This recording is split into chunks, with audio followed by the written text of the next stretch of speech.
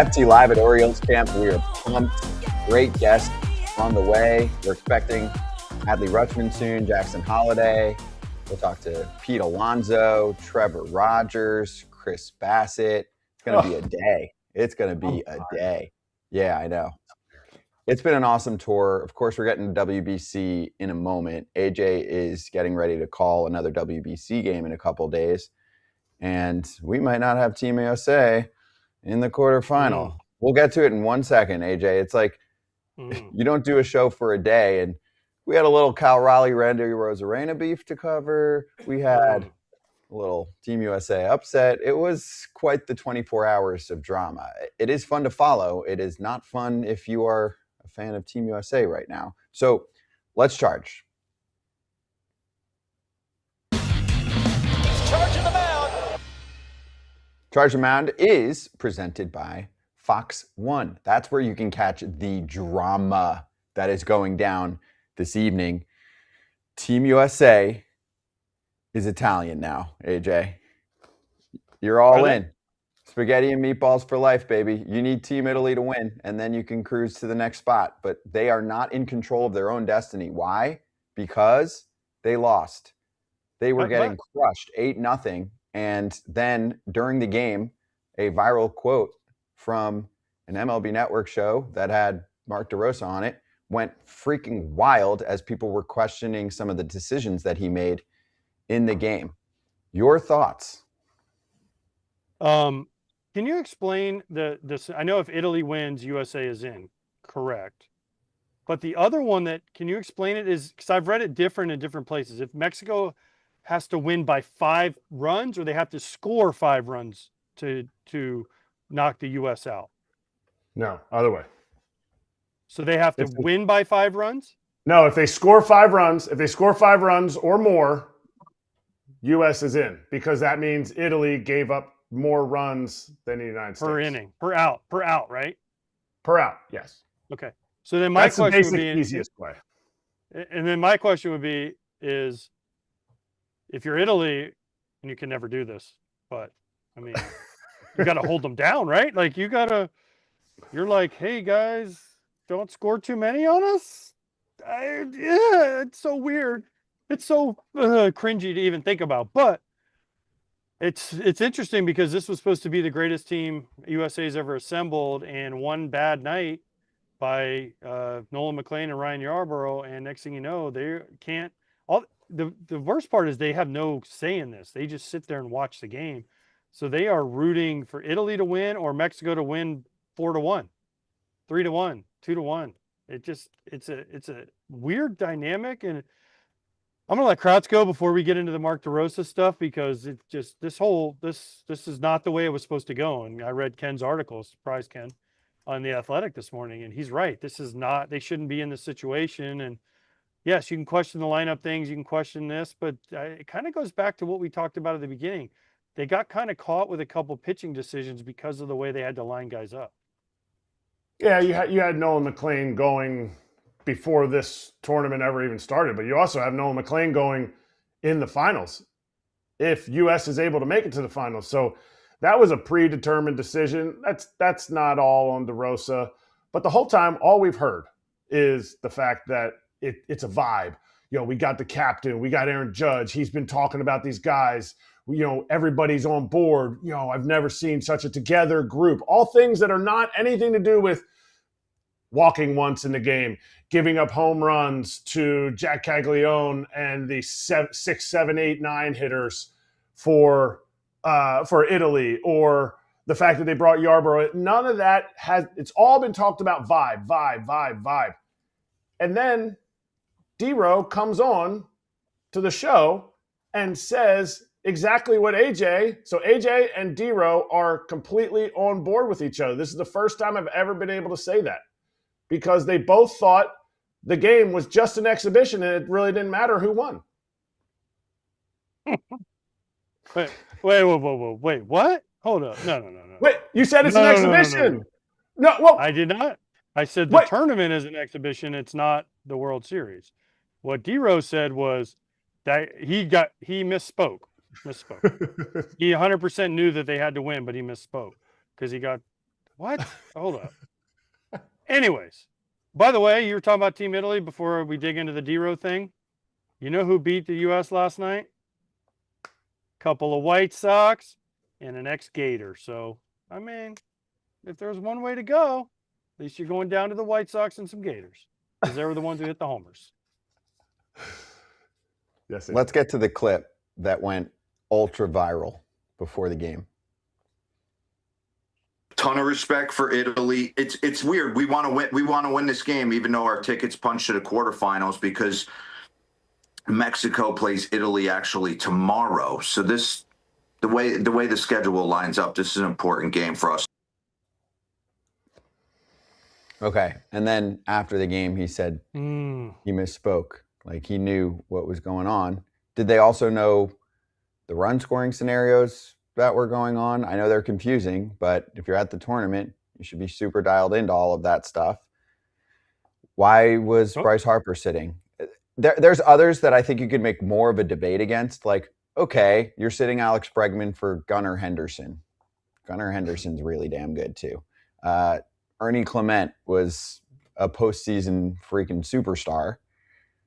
He's playing instead of Bryce Terang, right? Then Terang enters later in the game. You can at least make some debates there. For me, I don't think you can make a Harper versus Goldschmidt debate in any case at this point in their careers. And I actually was under the impression that Goldie was added as, I think, the last position player because he would be one of the few position players that understood he might only get an at-bat or two. In must-win games, they had 2 tune-ups, which are still important. You can't get upset by Brazil or Great Britain. And then you have must-win games against Mexico and Italy. Why is Bryce Harper not starting? Bryce Harper. And then, if you're DeRo and he says, oh, well, you know, the guys that I put in hit, and I wanted to get the other guys warmed up for later in the tournament, I mean, you might not be in the tournament after today. So it's not like Goldschmidt had a bad game, AJ, but like, what if Bryce Harper had the game of his life and hit 2 homers or something? We're never going to know, but do or die game for the entire tournament. Like, that's how you have to look at last night. Do you want Bryce Harper or Paul Goldschmidt in a big spot at this point in their careers? You should give me an instant answer, I hope. Yeah, it's Harper, 100%. But I mean, you know, the quote about they hit, sure, you know, but then why did you pinch hit Bryce Harper and Bryce Terang later in the game, right? If they were hitting, right, and they were so good. I don't know, man. It's just not what we expected. I think that's why we were so shocked by this whole thing. Is it's just not what we were expecting, and I don't know that. Where's the person? It's kind of like the Chris. Remember we brought up the Chris Getz switch hitter thing with Acuna. Where is whoever the USA PR person is? I don't even remember who it was when I was just there, saying, "Hey, DeRo, that's not right." Like, no, like after the game against Mexico, someone should have been in his ear saying, "Hey, we really need to win this game." Now they said that them hanging out in the locker room afterwards, but then you hear DeRo's quote where he says, "Hey, there's some guys." What did he say? Dragging or what he said? He used some weird quote about there were some guys dragging or what, I forget exactly what he said, right? And then people instantly just go to, well, they were in the locker room till 1 a.m. the night before, right? So it's just like, I don't know. It's just, listen, I'm a USA fan. Kratz, you're a USA fan. There's no excuses. Italy beat them. Fine. Michael Lorenzen, you shoved last night. 4 2/3 shutout baseball. You shoved. Good for you. You're a good dude. Good for you. There is no excuses for why this happened. Italy beat the USA. Fine. But going into that game, you have to know that you have to win that game from the moment the Mexico game is over. There can't be any thought that we can relax now. No, we have to win this game to advance for sure. And it didn't happen. I guess I'm not going to put it on the players. I'm not even going to put it on lineup, construction, team construction, anything like that. I'm going to put it on every one of those coaches. And DeRo's the top of that. It's DeRo, who doesn't have managerial experience, Matt Holliday, who doesn't have managerial experience, Andy Pettit, who doesn't have it. Isn't David Ross on there? He's the one guy that has the managerial experience. So to me, it's guys in that room. That's why you have that whole room that need to make sure they know that, yes, the runs are the biggest thing. Did they know? Maybe they'll come out and say that they did know. All the signs, starting with D-Row talking like, yeah, we do want to beat Italy, but, our tickets punched to the quarterfinals, to warming up Clayton Kershaw, to you're down already with Nolan McLean on the mound and you went to Ryan Yarbrough, which I get it. Ryan Yarbrough does have to pitch and, you have to find some innings. But at that point, you're in a panic mode in the sense of, whoa, I'm going to Mason Miller. I'm going to Brad Keller. And I know Brad Keller yoinched one into center field. And there's things on the field that happened. But to me, when it's managed and taken care of in a certain way, I don't believe it was misspoken. I don't believe he misspoke. By the way, also, Scott, can I just say this about, listen, Ryan Yarbrough is a good pitcher, a really good pitcher. Nolan McLean is a young pitcher. He's got great stuff, right? Yep. But this is what we talked about. Remember where I said they might get caught. How can they get in trouble? They're going to get caught, right? They kind of got caught in this game because Yarbrough needed his innings. Nolan McLean maybe stayed out there a little bit too long than he should have, right? Why? Because they needed to get their pitches in. Now, you can say they can go to the bullpen, but that's not the same as pitching in the game. I don't care who you are. So what happens? The script was McLean to Yarbrough and then to get to the relievers. Hopefully they have a lead. They didn't have a lead, and then they just kept giving up runs. And before you know it, they're down 8-0, and you're going, this is a little bit late. And then when they say they did it, they knew the situation. Well, if they knew the situation, then and from the get-go, they said Clayton Kershaw is there only in an absolute emergency. Well, the only emergency was you cannot afford to give up another run. And then they had Clayton Kershaw warming up. That's where I think is what Kratz saying is like, I don't know that they played out all the possibilities of this game. Like I always say when I talk to, I'll use AJ Hinch because I think he's one of the best managers. When I talk to AJ Hinch before the playoff game, before a regular season game, he's played out almost every possibility. Now, if something crazy happened, yes, but he's played out every possibility. He's like, if this happens, I'm going here. If this happens, I'm going here. If this happens, I'm going here. If this seemed like, all right, we're following this script no matter what. Oh my gosh, we're losing. What do we do? Oh my gosh, we don't want to use another pitcher because of the run differential, but we don't know about the run differential. So let's just get Clayton up because we're probably going to lose this game anyways. And that's not a knock on Clayton Kershaw, but D-Rose said it. Everyone said it. He's only there in case things go completely haywire.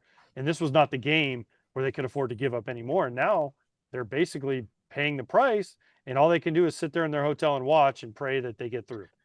I've got another one where I'm going to be highly critical. I said it on this show several days ago. Tarek Skubal said he would have pitched against Team Mexico. That would have enabled them to use Paul Skeens against Team Italy. That would have also set up Skeens for the final. You can make the case, hey, you've got to get to the final first, so Skeens should pitch in the semifinal. Okay, but wait, let's backtrack. You've got to get to the fucking quarterfinal first. So Skubal should pitch in the important game, and Skeens should pitch in the important game. They had that option. That option was given to them. They decided, nah, we'll pitch Skubal against Great Britain. And then we'll go McLean after Skeens. So let's queue up a couple of tweets here because people were losing their shit last night. I have never seen such a storm and so many people all agreeing on how they felt as if the way that this is all going down with Team USA is not constructed properly. Because, I mean, obviously I'm going off people that are US fans. Everyone's agreeing. They don't feel like, forget just the right pitching talent in place, which is always the question mark. It's like, are they being deployed correctly? JJ Cooper said MLB Network conducted the most significant newsworthy interview in WBC history. They had a manager saying his team had advanced when they hadn't, and they took that video down as soon as they realized its significance and newsworthiness. By the way, after going viral for that, they then put the video back up. This is interesting. Yes. As I said last night on the post-game show, which I advise everyone to watch, it was full of fire. It was Kratz, Todd Father, and me right after that game. It's 2026. You can't hide taking a video down hours later. It's going to make it worse. It's one thing if there was something inappropriate like nudity or whatever. This was just someone misspoke. You got to leave it there or otherwise you make it more fire. Part two. I've worked with D-Row for hundreds, if not thousands of hours in my life. a friend of mine. He's a good dude. I can vouch for that. He's a fun guy, good hang, great dude to get drinks with. June Lee making a point here. USA head coach, 2-time Stanley Cup champ. USA basketball head coach, 4-time finals champ. US soccer head coach, Champions League runner-up. USA baseball manager, talk show host. This is just a serious statement here, AJ. We all have been around Mark DeRosa plenty of times. He's not a big league manager.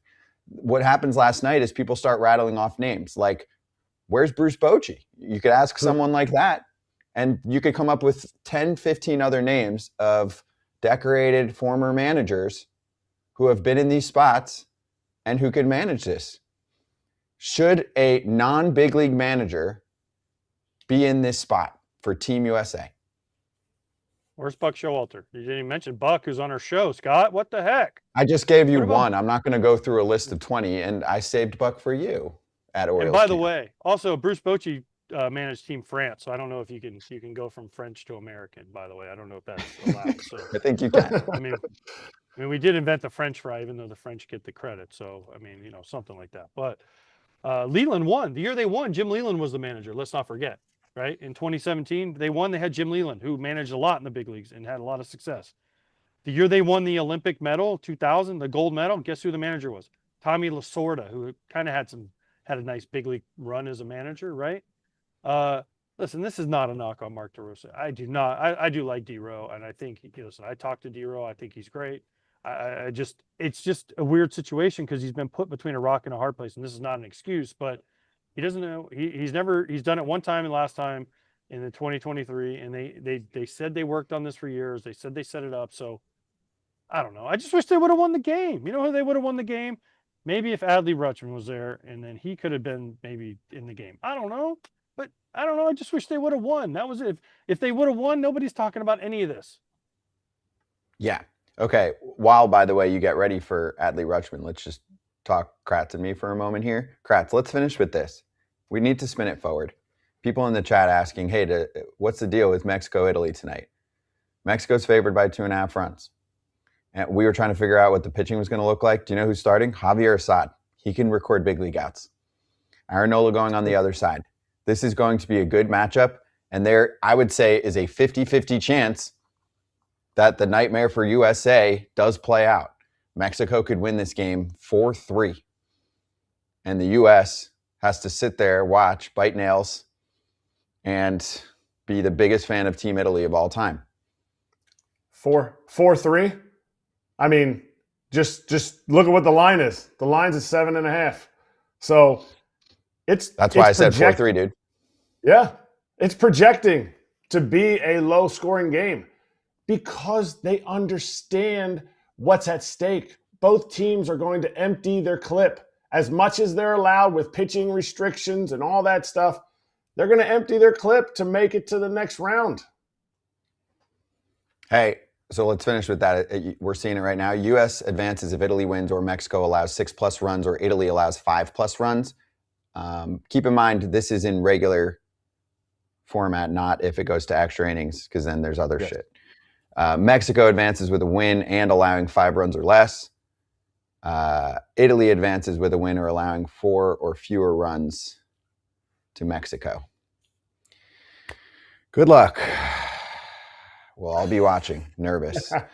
And you can watch the entire World Baseball Classic on Fox 1. Stream the World Baseball Classic live through the title game, the finals, and start your 7-day free trial today. We're going to maybe have to switch out Judge. He's sitting there watching. We'll have to put somebody else on the cover here. Fox 1 is awesome. They've got a ton of their shows. Football, baseball all season long with AJ. AJ's back on a game on Friday too. All right, let's get to our next guest.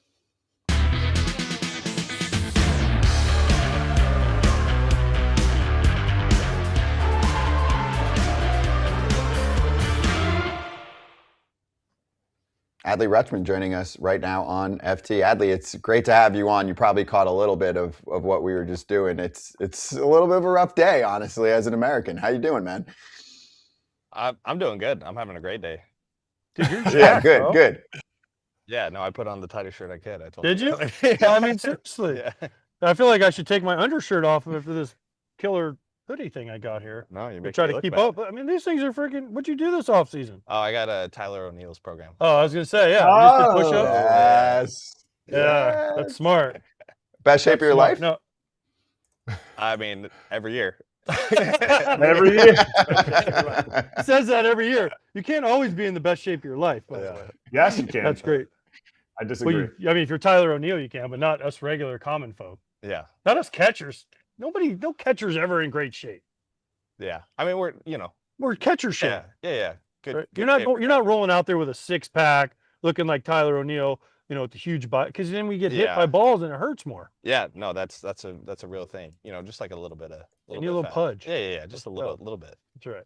What house camp going? Everything good so far? It's been great. It's been great. You're healthy? Yeah. That's like the biggest thing for you. Oh, absolutely. I mean, want to play as many games as possible. It's the worst being hurt. It's tough being on the bench and feeling like you can't contribute in that way.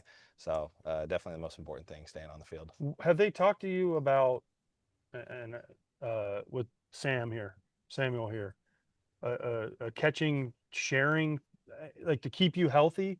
Do they give you a number and say, hey, 120 games, 100 games, 110? Has Albie asked you that question, or is it just play as many as you can? I mean, that conversation, I guess, hasn't been had, and I think for me, I want to play as many games as I can. Yeah. So that's my goal. Well, it should be. Yeah. I mean, you've done okay, so Yeah. it should be your goal. Yeah.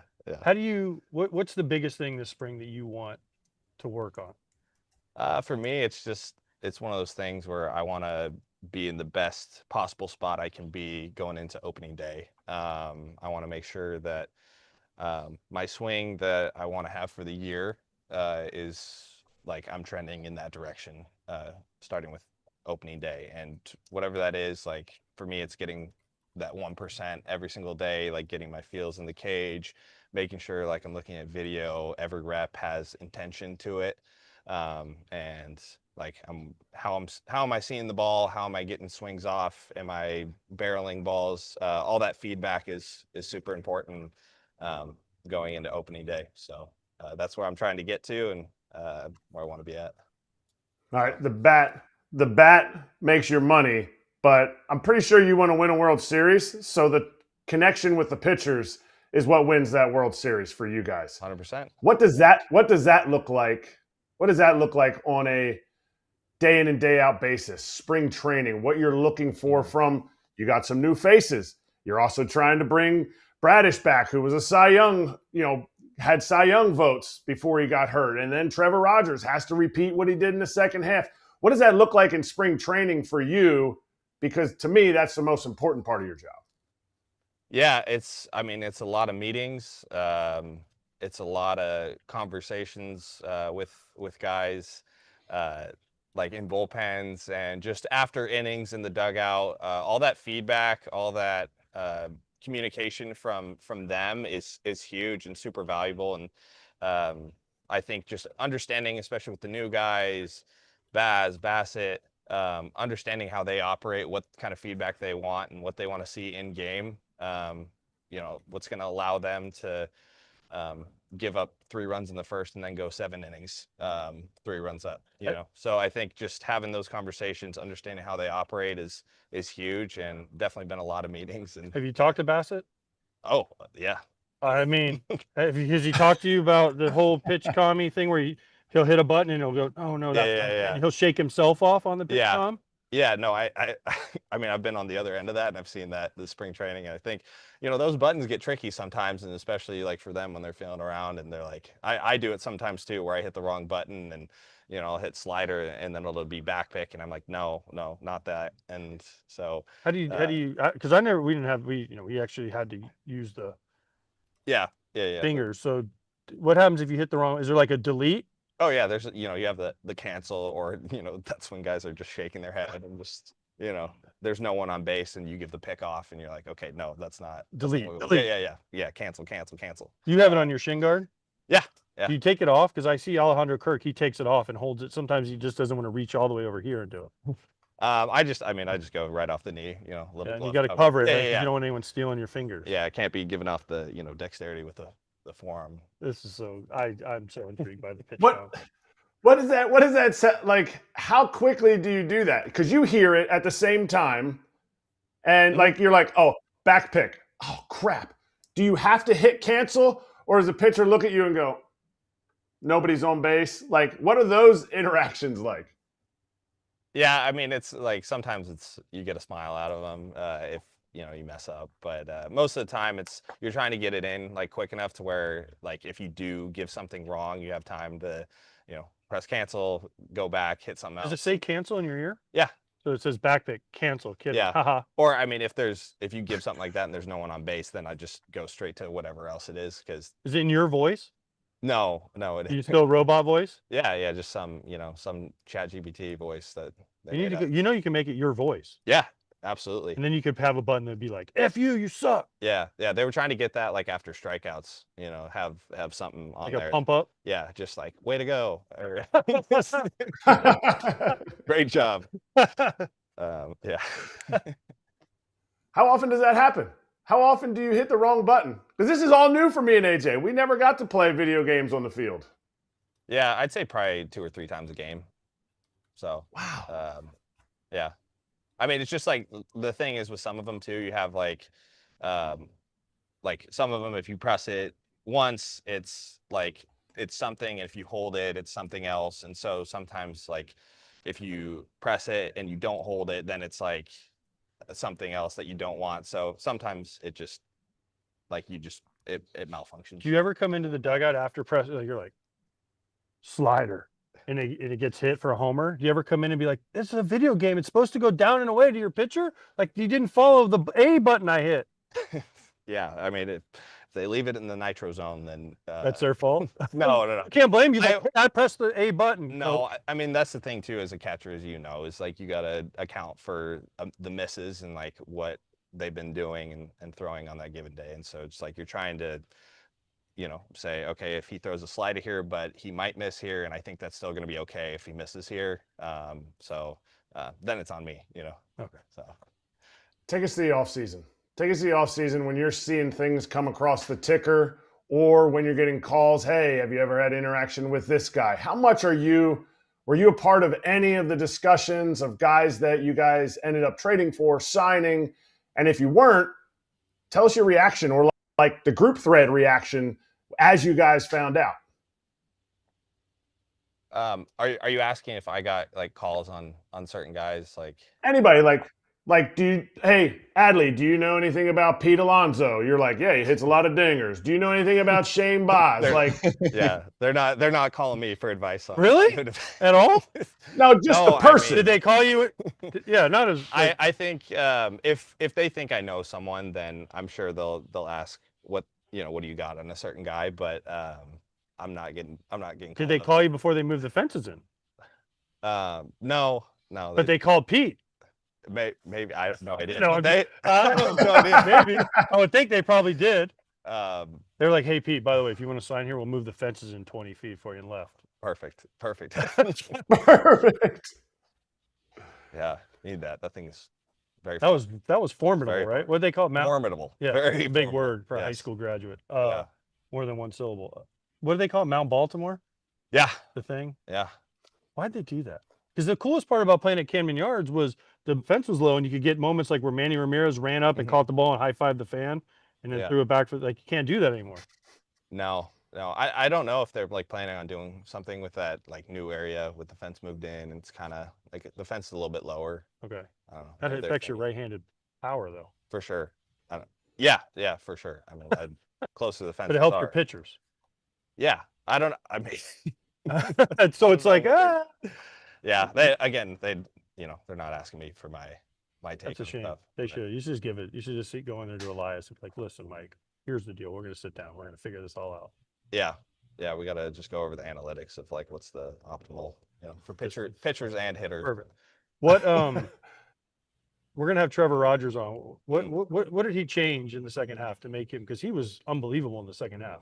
Well, Yeah. a little bit more in the second half, but his last 15 starts are incredible. Mm-hmm.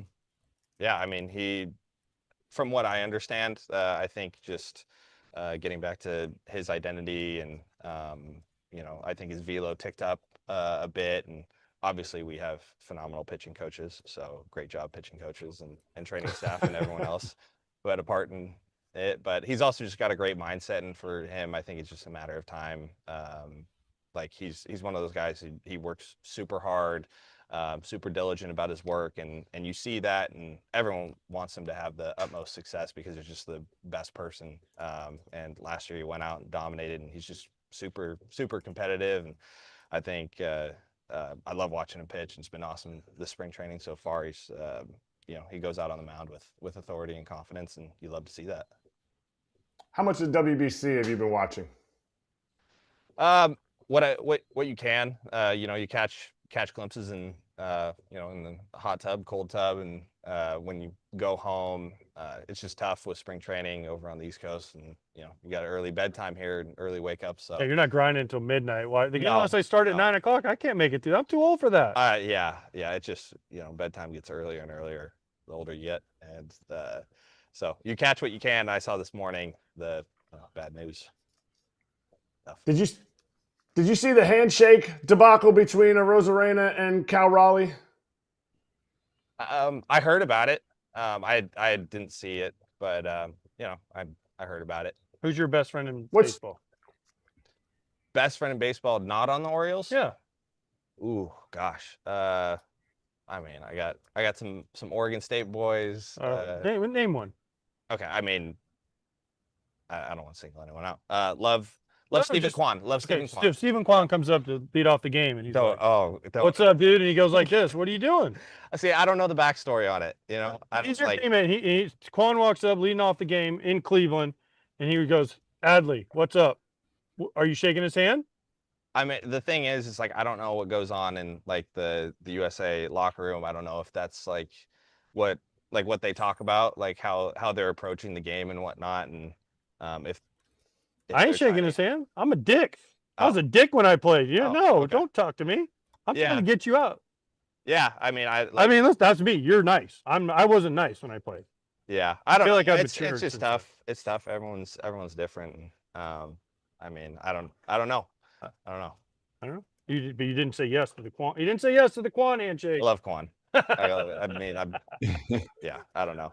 I don't have a good answer. No, it's tough because it just depends, right? Like you said, you don't know what's happening. No, you don't know what's discussed. No, exactly, and you just don't know. Like maybe that's how U.S. teams like approaching it, just as a whole, or I don't know. Like I don't know the backstory on it, so it's tough to have a take. You did play for the U.S. team, right? The collegiate team one year. Yep. What was it like putting the USA on your chest? Oh, it was awesome. Did you guys win? Awesome. Yeah, they didn't have like a tournament or anything, but we had, we played against Chinese Taipei, Japan, went down to Cuba. So it was an awesome experience.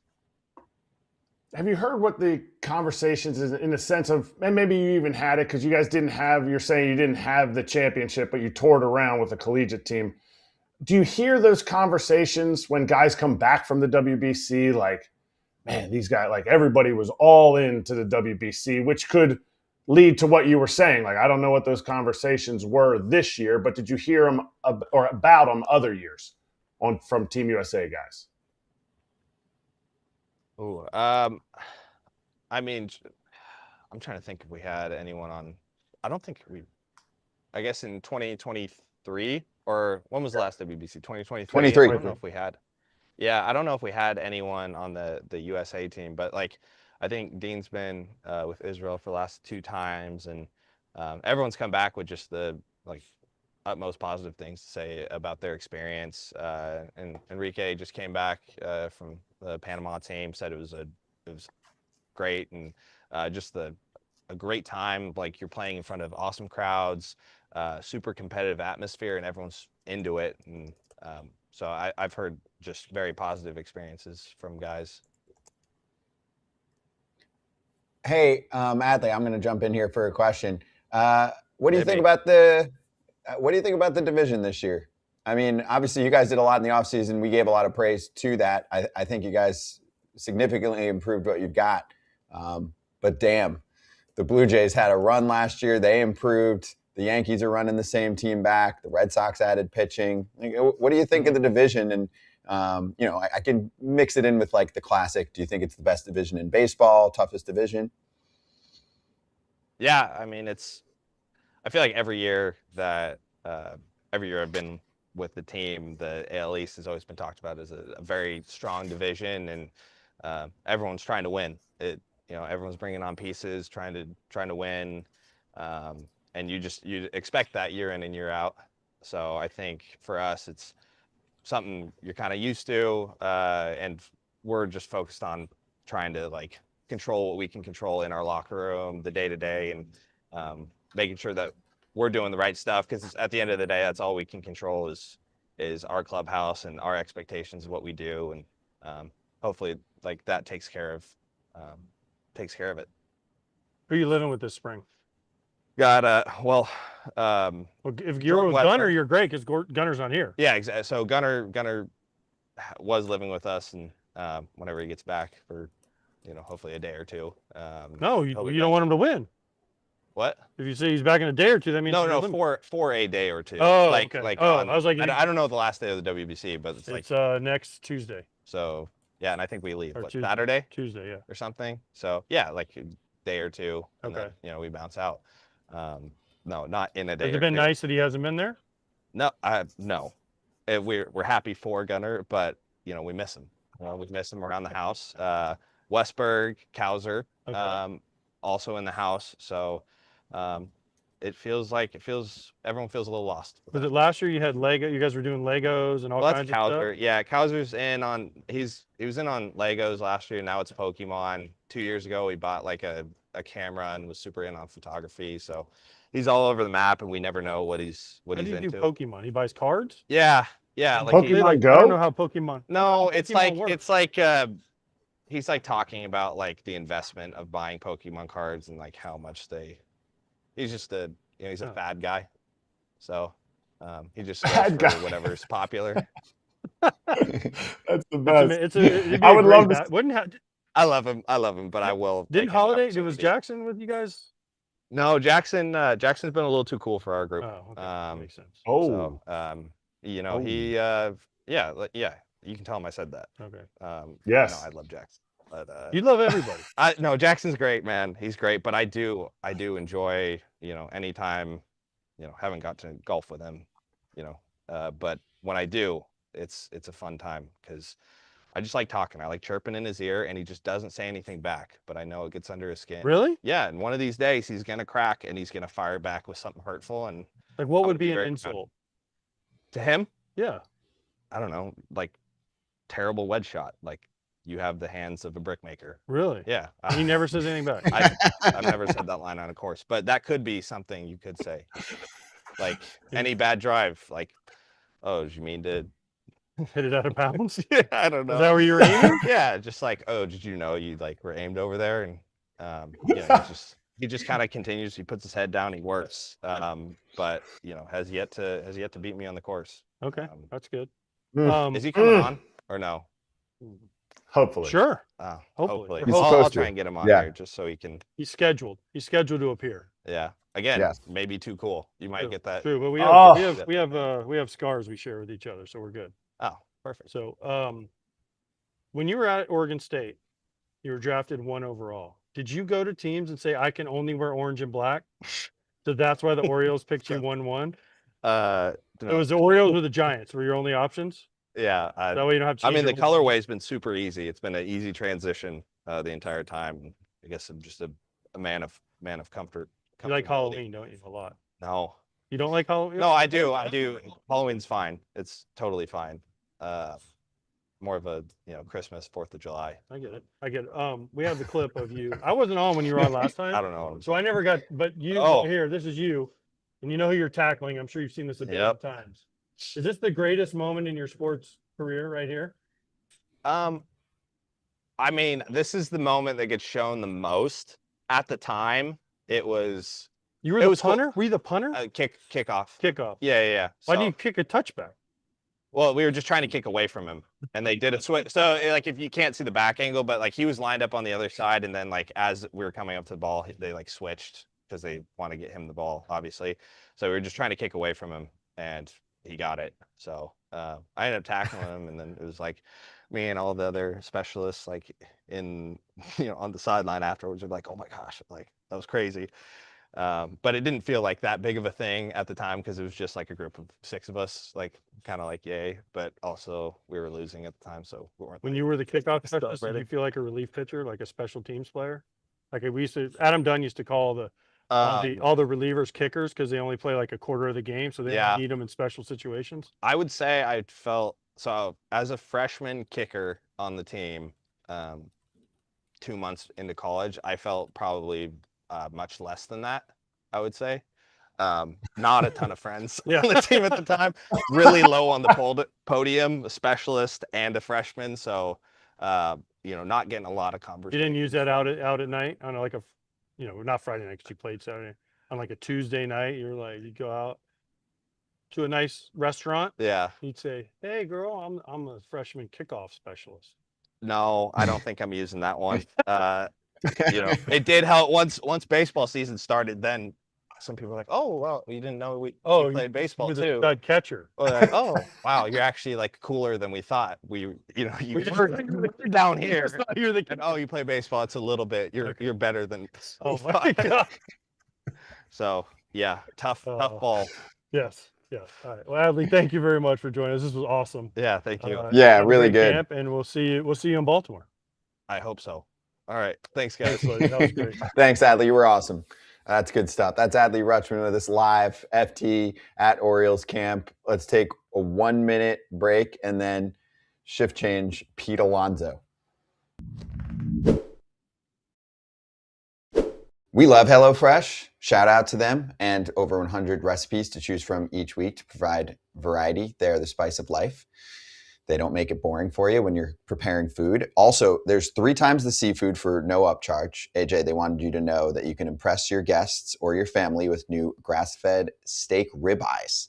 And you can make meals with seasonal produce like pears, apples, and asparagus. Well, listen, Scott, I'm trying to stay in my playing/fighting shape, so I need the seafood, I need the protein, and I need the veggies. And plus, I want to look cool when people come over and say, "Wow, you made all this stuff." And I'll be like, "Easy peasy."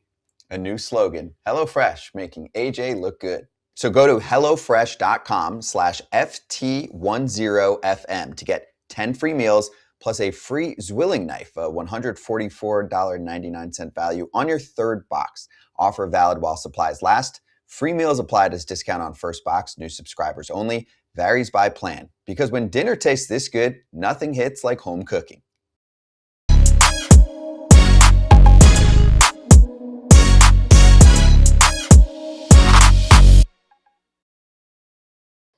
Sitting here with Pete Alonso, ex-Florida Gator, Kratz. You know how much I love the Florida Gators. So I asked him if he watched the game last night. And he said, "No, I have a 5-month-old." And I said, "Not the USA game." I said, "The Gator Florida State game." And he also said no. So I'm disappointed in you, Pete. I know. I'm a bad alumni. I'm a bad alumni. Wait, can you be considered? Because did you graduate? No, I have a good degree in baseball, so I think that counts. I was going to say, can you consider yourself an alumnus though if you don't graduate? I graduated from the University of Florida baseball program. Okay, perfect. That pays a little bit better than what were you majoring in? History. Yeah, definitely better than a history teacher, I think. Yes. Sumo cum laude, right? Yeah. No, I mean, we had a couple of first rounders that year, so I think I was not summa cum laude or yeah. Who else was on? What was your last year? So 16. 16. So You AJ missed the Puck. championship. You missed the championship. AJ Puck was first rounder. You had Dane Dunning. Sean Anderson was 3rd rounder. Kirby Sneed. Logan Shore, 2nd rounder. Buddy Reed, 2nd rounder. By the way, I saw him the other day. He's jacked. Who? Which Buddy one? Buddy? Reed. Yeah. Ridiculous. Probably one of the best athletes I've ever played with. Yeah. Wow. You keep in touch with those guys? Yeah, good amount. A lot of those guys are still playing, so I see him a lot. So it's good. That's nice. Do you keep in touch with the other teammates? Yeah, I mean, good amount. Like when I see him, like No. I mean the Mets teammates. Oh, yeah, absolutely. Actually, Sham and I are neighbors, so that's really good. David Peterson's a good buddy of mine. Went to a wedding this past off season, the AJ Minter wedding. Congrats to him and Anna. Saw a ton of the guys there. So yeah, it was really good. Do you cry when you saw them? No, Are they happy? no, they were happy for Okay, sure. good. Yeah, no, it's yeah, a lot of, if you spend time somewhere, obviously you create relationships, and there's a lot of good people that I consider like not teammates, but friends, but friends for life. And I think like for here, like I hopefully like the more time I spend here, like more of those relationships we'll have. Do you talk smack on the guys that your best friend, like Shulman he's your neighbor, whether you're best friends or not. Like I had like 3 home runs in the big leagues, and if I ever hit a home run off of somebody that I know, I still text them to this day. You have 1,000,000 home runs in the big leagues. It feels like it's kind of inevitable. Do you talk smack on those guys? Like, is there fun banter from a? It's fun prolific home banter, run but hitter like you? it's not trashing guys. I don't know which camera is it. This camera? Oh, that camera. Yeah. Yeah, there you go. Jesus, clean it up. Oh, you lost your ear just Yeah, falling apart. yeah. Yeah. So to be honest, like it's good banter, but it's not. Jesus. Yeah, it's good banter back and forth, but I mean the people that I get, they know it, and the people that get me, like I know it. So there's no reason to drive it home unless someone's getting out of line. What would be getting out of line? Just being over egregious. Just being perpetual, like just rubbing it in. Like if they punch your ticket? Yeah, no, well, not What just be over the line? If someone punches your ticket and you hit a homer, you don't really pimp homers, so. No, it's more like in the dialogue, like if you run into somebody, it's like, oh yeah, it's like for me, it's like I'll be the first one to just be like, hey, you got me. Like Kyle Gibson, like that dude, he's got me in the basement. Like I think I got 6 punchies, and every single other ball I put in play is a double play ball. So I think I have more outs than at bats off of that guy. So like, so yeah, he owns me. But like I'll be the first to admit it. What if he texts you and said, But no, it's fine. But if he texts me like every day for like a month, that's yeah, that would get a little tired after a while. yeah. Yeah, Gimmy's like the nicest guy on earth, so he would probably never do that. But let's talk about your other team that you've played for. We've hit all your other teams. Team USA, I get it, you didn't watch the game. What do you feel like it's in that environment when you're talking about WBC environment where there's a chance they're eliminated today? Yeah, if I remember correctly, I think in 23, losing that Mexico game stunk, and it's like there was like a run differential thing, and we had to beat Colombia, and then like again, like there's a lot of numbers things in pool play, so it's not in a good spot. I mean, obviously winning the game is best case. So, I mean, I hope the boys can pull it off, but also too, fellow Gator Jack Caglione hit a pump. He hit a bomb, by the way. Tasty pump. And a great bat throw. That's not even a bat flip. That was a like full throw. Yeah. So kudos to him. Kudos to Team Italy, because I mean, again, Team USA is a great team. Do you root for Jack because you guys went to the same high school? Personally, yes. Yes, absolutely. Also have hit with him a couple times, like in the off season. Like he's good people. So stoked for him and his performance. BP. BP probably him. Like I mean, he's bigger than you. Yes. You can't say that about a lot of people. No, yeah, he's bigger, stronger, the whole bit. Younger, better looking. I mean, there's a whole list of things. Yes. So yes, that's right. This is where AJ. He said, like, once it gets past the line, then he's going to tell you to get back in line. So, AJ, you may have crossed the line with the better looking. No, it's, hey, facts don't have feelings. It's fine. Because Pete's richer. Pete is richer, and everybody that's richer is always better looking. Did they ask you to play, Pete? Did they ask you to play for Team USA this year? No, they did not. And that's fine for me. Like, I probably would have said no, because my wife and I, we're first-time parents, new team.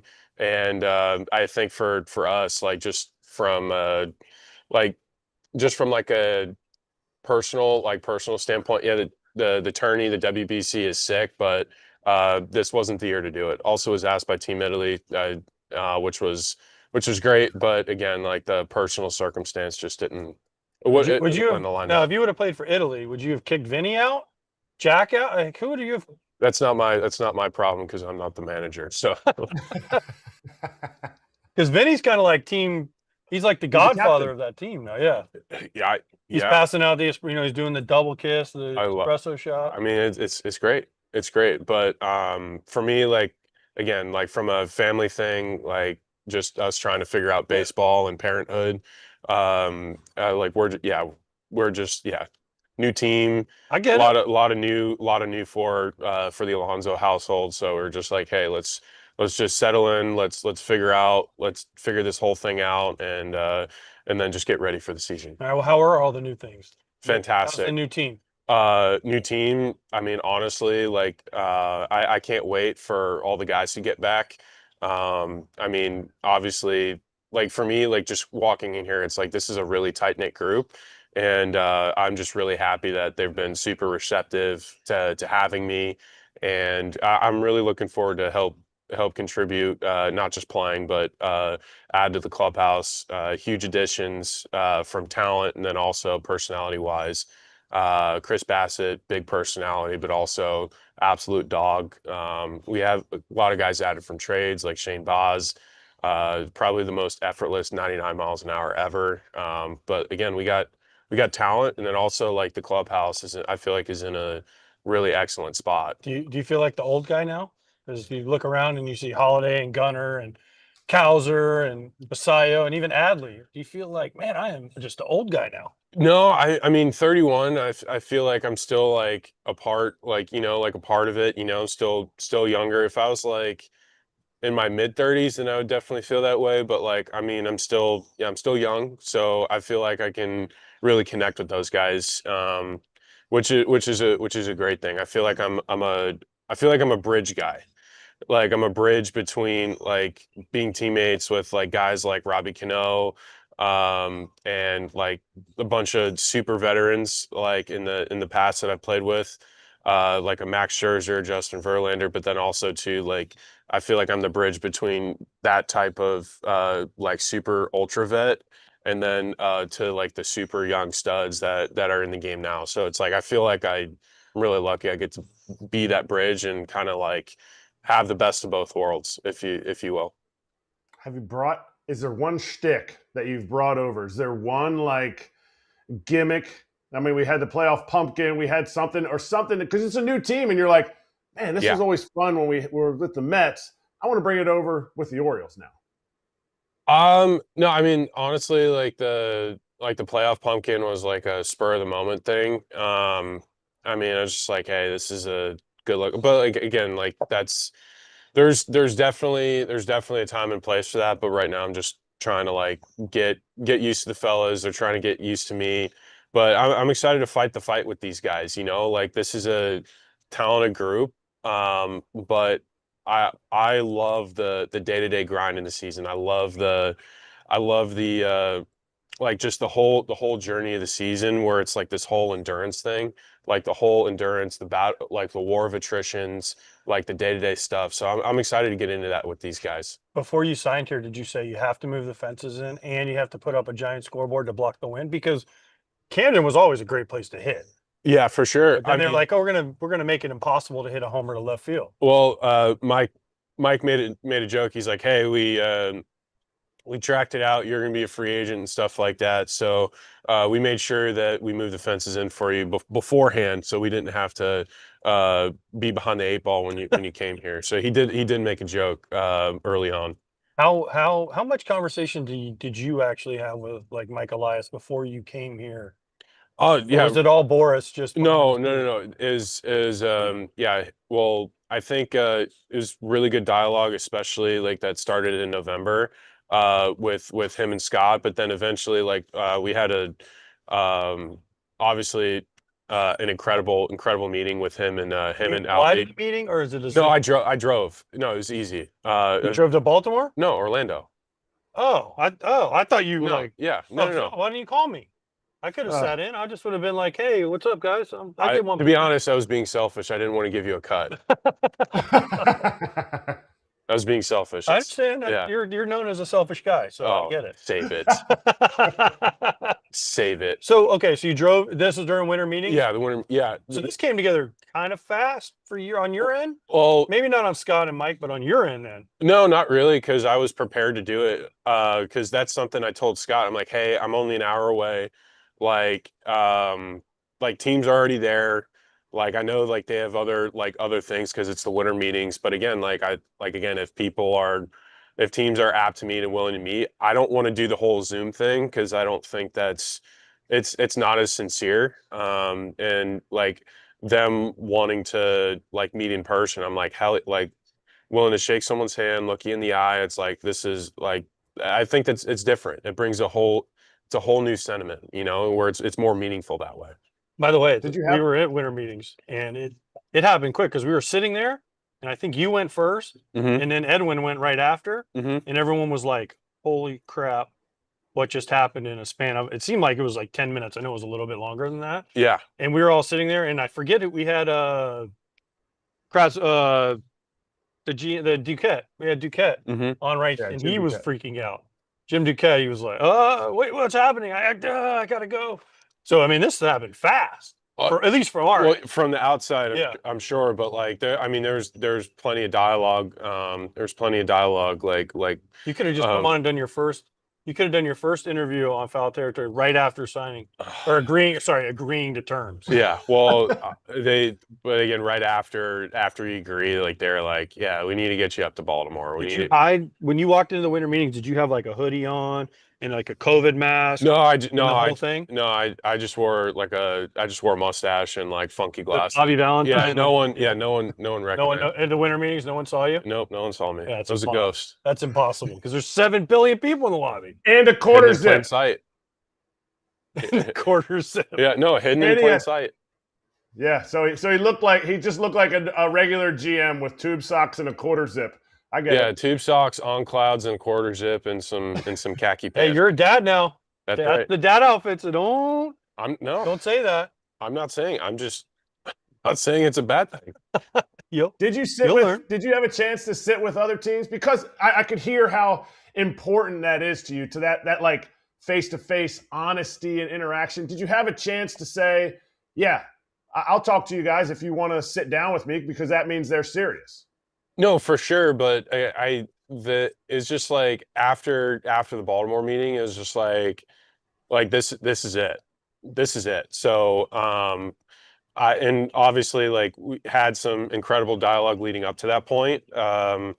But again, like for me, like after Craig and Mike left the room, I honestly, like after they pretty much walked me through, showed me the whole blueprint of everything, like the stadium plans, not just the renovations this year, but the like kind of like some outlining some certain things that they're going to be doing we'll be getting a new clubhouse next year in Baltimore. Yeah. Oh, that's big news because those lockers have been there since like before Brady Anderson got there. Well, that, and then also too, they were very, very proud of like the new spring training facility that we got. Awesome. Yeah, and hitting it and using it every day.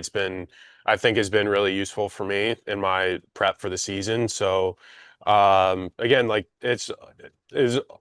I think this is we have new ownership, new everything, new facilities. Like I think it's like the perfect storm of like building momentum and pretty much like changing the direction of the franchise, which is exciting to be a part of.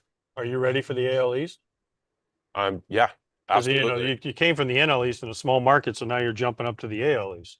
Of course. I mean, this is big time baseball. I mean, obviously tough division, but it's the big leagues. Everyone's tough. Like the margin of talent between the best and the worst team, like you can look at it like objectively. It's like, yeah, these are the best in the world. Like people talk about the AL East, but okay, how about not dropping games against non-divisional opponents? That's how you close the gap. I mean, it's the big leagues, can take a day or a night off. So it's like people talk about, like in division, it's like even with my previous club, everyone was focused on division, but okay, well, why'd we drop the series? If we didn't drop last series, then we wouldn't have to be so overly focused and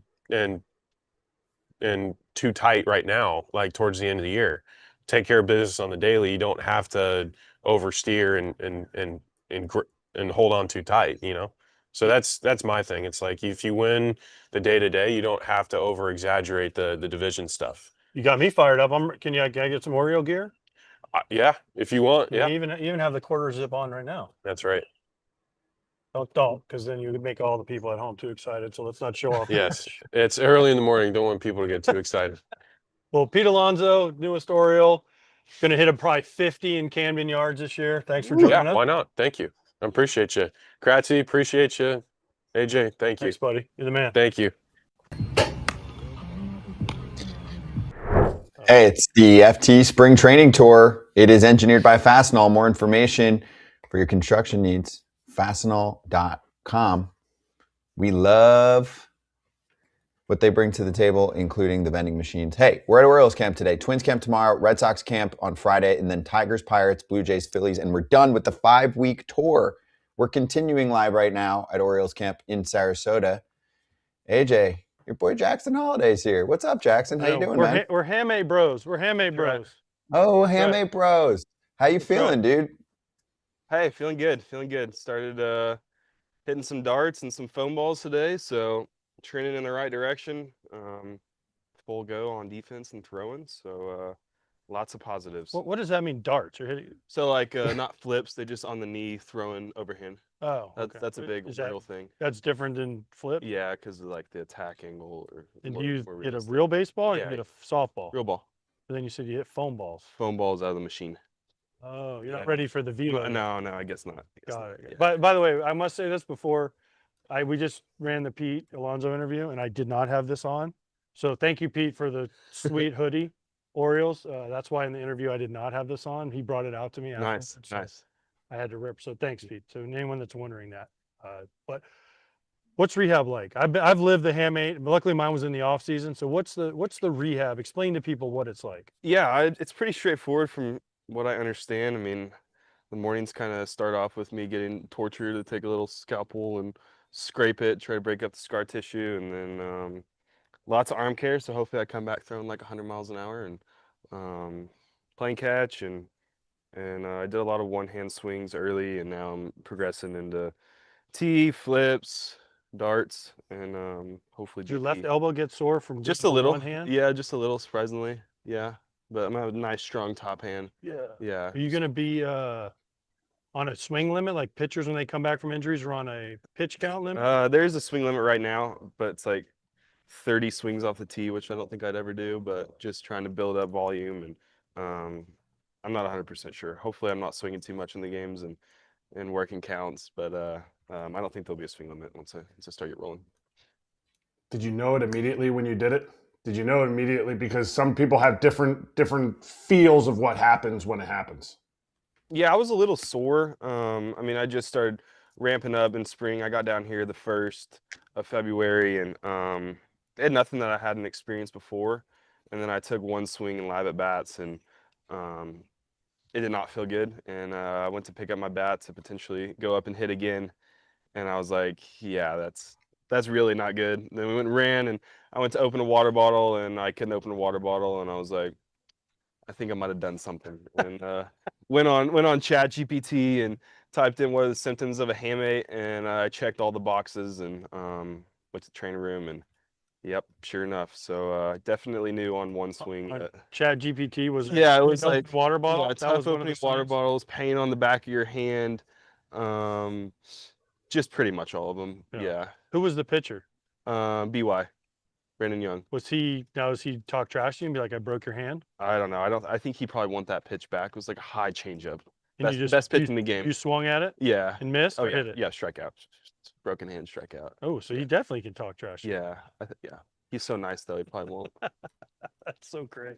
You said you can do everything defensively because it's right Yeah. hand, right? Yeah, right. So you can take grounders, you can Mhm. keep your legs. I saw you out there running and keep your Yeah. legs in shape. Yep. So that's the And goal. you can throw. Yep. Limit as much time when I'm coming back, so I'll be ready to play defense and able to take grounders with the team, and so that's been good. Work with Cairo, which is our new infield guy, and it's been great. Being injured and being young, do you feel like you get more of the brunt of guys making jokes or like ribbing you because they're like, you're like 19 years old. How on earth did you get hurt? Like, nobody gets hurt until they're like 28. Do you get more ribbing from your teammates because you're on the IL right now? I don't think right now because it's a real broken bone. Maybe if it was like a strain in my like calf or hamstring, probably would get some from guys. But I guess since I had surgery, I think there's a little bit of a leeway for that. But no one's really giving me a hard time about that. But I know can't golf, though. Yeah, no, can't golf. Adley was talking some serious trash about you earlier. Yeah, Rutsch likes to give me a little bit of a hard But he says you never give him anything back. Yeah, I don't know. I was telling somebody in there that I think it's like an older brother thing. Like the younger brothers, like my little brother Reed will give us like some serious cut deep jabs, and I think it's the job of the older brother to kind of be the peacemaker. So I'm working on it. Me and Heston Kerstad go back and forth a little bit in ping pong, and we live together right now in spring, and we play Mario Kart, and so I definitely give it to him a little bit more, but I'm holding back for Rutsch whenever I can go out and smash him in golf. So I'm just saving it for the right time to really get in there when I need it. I'm sure you're watching WBC. Your dad is a coach. I just saw him in Houston. He tried to sell me your house, by the way, which is amazing. I'm like, yeah, I'm good on Stillwater. But how much are you watching? I'm watching. You stayed up last. Oh, you're not playing, so I guess it's easier for you to stay up. It is easier. I still get pretty tired because even though I'm on the IL, I guess I feel like I still do an extremely amount of a lot of stuff in the sun, so I am a little tired. You run more. I do run a lot. Yeah, I spend a lot of time running. So I watch usually like the first half of the game, especially last night starting at 9 o'clock. But I've been watching. I love to watch baseball, especially meaningful games and in the environment. So I've been watching pretty much all of them. But yeah, it's a lot of fun. I mean, I know a lot of those guys, and Roman's one of my good buddies, and obviously Gunner, and I've had a lot of fun watching. What was your reaction to the game last night then? When you're watching it, were you like, dang? Or were you like, I thought this could happen? Yeah, I mean, Italy's got a really good lineup. Sorry, this thing fell off. I think we're good now. Okay. Is that good? Can you guys hear me? I mean, they have a good lineup, and they came out early. I actually spent a lot of time with Nolan, and we're pretty good buddies. So after the first inning, I thought he was going to strike every single person out. But it was also really cool to see him out there, and but they took some really good swings. I mean, he's a really good pitcher, but they took some really good swings, and it's tough to battle back against good pitchers. So I got a little nervous. I'm not gonna lie when I started watching it, and then I went to bed hoping maybe it'll give them some good luck. And when I woke up, they tried. They battled back, but tonight should be interesting. You wanna try to play in WBC? Like, is international baseball? Is that something you want to be a part of? Because I think the next one's possibly the Olympics. Yeah. Oh man, absolutely. Unfortunately, the year I made the USA team in high school was right after COVID. So we played Canada in 7 games, actually here at Ed Smith. So I would love to experience that. Me and E actually got invited to play for Team Italy. You and me and my brother. Oh, you think Yeah, for Italy? my grandpa and his side of the family. Holiday doesn't sound very Italian. Yeah, no, it didn't really feel right. You know, it's a great honor to potentially do that, but I'd love to play for the USA team one day. Italy's trying to poach everybody. They asked Pete to play too. Yeah. Hey, I mean, they're looking to win. I mean, they worked it last night. Yeah, it worked. So, but yeah, I would love to do that one day. That'd be quite an honor. What do you tell your brother about playing pro ball? I mean, he got to play a little bit last year after getting drafted. My son played against Ethan forever in like the perfect game circuit. So what do you tell him once he signs and he goes away to spring training? Is there any advice you're like, hey, listen, little bro, like, it's so easy. You're there. I'm there when I was 19. Yeah. If you're not there next year, you're a disappointment. No, it's been fun to talk to him. He would call me. We would watch the games towards the end of the year when he got to go and play, and we'd be playing cards on the plane, and I'd be watching him. And I mean, it's tough. I mean, you go from high school, where, especially in Oklahoma, you have good competition, but not every day you're facing guys throwing 90 to 100 miles an hour. And he struggled a little bit. He called me. He's like, I struck out 4 times again. and I'm like sitting here with Cowser and Gunner and Adley, and I'm like, dude, we all strike out a lot. Like, it's just part of it, especially coming from high school. And but he's doing good. He was freaking out a little bit early in spring. He said he struck out 4 times in live at bats, and I'm like, he's in big league camp? no, he's in minor league camp. Minor league camp. And then 2 days ago, I get a text. He's like, I hit 2 homers and 2 doubles in live at bats, and I'm like, just part of it, dude. Just gotta spend the entire offseason not facing live pitchers. So it's been fun to kind of help him navigate that. And obviously, he has my dad in Arizona, and but it's been fun to talk to him. Knowing your family, as close as I know your family, I play with Matt, and we've been part of PAO together for years. You guys are a close-knit family. AJ mentioned it, the fact that you guys are that they're selling the house. That's kind of like a place to come back to in the off season. Is that tough? Being a young player in the big leagues, it's like, okay, the season's over. It's time to come back together. Is it tough to not to be able to go home to the last house, or if they sell it, to the last place that you guys lived? And how important is that to have that family time in the off season? Yeah, it's great. My family's very close, but I think we always will have that place. Just wherever the family is, that's kind of home. I know growing up in baseball, that's kind of how I grew up, and my family kind of motto is we always traveled with my dad, and we lived in New York, we lived in St. Louis, we lived everywhere that he played. So as much family as we do have in Oklahoma, it doesn't really matter where that is. Me and my wife bought a place down here, so we'll spend some time in Sarasota and go out to Arizona as well. And so I think it's just always home is where the family is, right? And so that's kind of how our family rolls.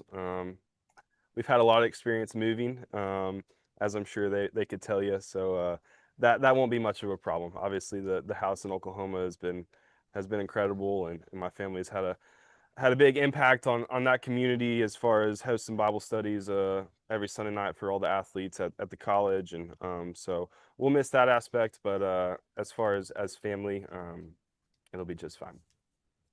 Your dad's a hitting coach for Team USA, like we mentioned before. What do you think of him as a hitting coach? And you can be honest. Like, you're the oldest son. The oldest son doesn't always have to be, the right, follow the rules. Like, it's okay if you want to be honest and really give it to us how he is as a hitting coach. I think he's a great hitting coach. I'm not sure how much he has to do on the USA team with all of those guys. I think he just kind of puts the ball in the tee. What we were talking about, he just sets the ball right there, and he flips. He said he said his arm is his shoulder's sore from flipping. Yeah, he doesn't have to do much with those guys. So, but I do think he's a good hitting coach, and he's had a lot of experience with some great teammates, and I think he has a really good understanding of the swing and approach, and that's kind of my unbiased opinion. But he's also still bigger than you. Yeah, I can't really say anything mean, or else he'll just, he's still a little bit bigger and stronger. So maybe one day I'll grow into it. I'm still waiting, but yeah, I do think he's a good head coach. I mean, he's got 2 pretty high picks as kids, so I think he did something. He taught you guys something along the way. Yeah, every now and then. Last thing for me, are you going to be ready for opening day, or are you not going to be ready for opening day? I'm not 100% sure. It's coming up quick, and it's about 2 weeks, right? Yeah, I think it'll be most likely no. Obviously, my goal is to try to be ready and be in a position to be ready. But the most important part is being healthy, and when I do roll back out there, it's 100% ready to go out there and be the best second baseman I can be. And so that's kind of the outlook that I have. Obviously, be ready as fast as possible, but making sure that I'm ready to roll. Go back down to Norfolk, hit some dingers. Yeah. I think the first week's in Memphis, so I'll be playing the. Oh, against the Cardinals. Yeah. So your dad's going in the Cardinals Hall of Fame. I think he's been in it for. He went in already. Yeah. Someone was going in. I saw this year, and they were like, "Oh, I'm not sure." Oh, someone I know. Anyways. But yeah, I'm not 100% sure, but I would guess not, just because of kind of a slower progression because of my throwing hand. Okay. Well, take your time. Like I've told everyone, take your time before you come back from it. Thank you for joining us, and I hope you get to beat Adley's ash. No, I can't say that because I'm a catcher. So I hope Adley gets to kick your ass in golf. He's pretty good. So does he switch golf too? No, he's righty. He's righty, but I play righty and putt lefty, so Actually, I putt both. I just am bad at both, so I just switch back and forth. Do you have one of the flat putters? Sorry, I know we got to go with. I have. You have like one of the flat putters. You can No, putt either way. I Because there are should. people that, if it breaks left to right, they Yeah, putt yeah. lefty, and if it breaks the other way, they putt righty. I use my per diem to buy like toys, so I have like 2 lab putters that I bought with my per diem. That's like half a week of yeah, per diem for each one. they're very expensive, Yeah. but I love it. I love it. I could play every day in the off season if I could. They got good golf here, so Yes. welcome to God's country. Yes. Full time. Yeah, I love it. All right, thanks, Jack. You got it. Thank you, guys. Hey, also a reminder to everyone, and Jackson was great, that Cardinal Territory features Jack's dad, Matt Holliday, along with Lance Lynn, Kyle Gibson, and Jim Hayes running point. It's an awesome show. You got a lot of good real talk. They talk Cardinals. They also talk other ball. Part of the FT network.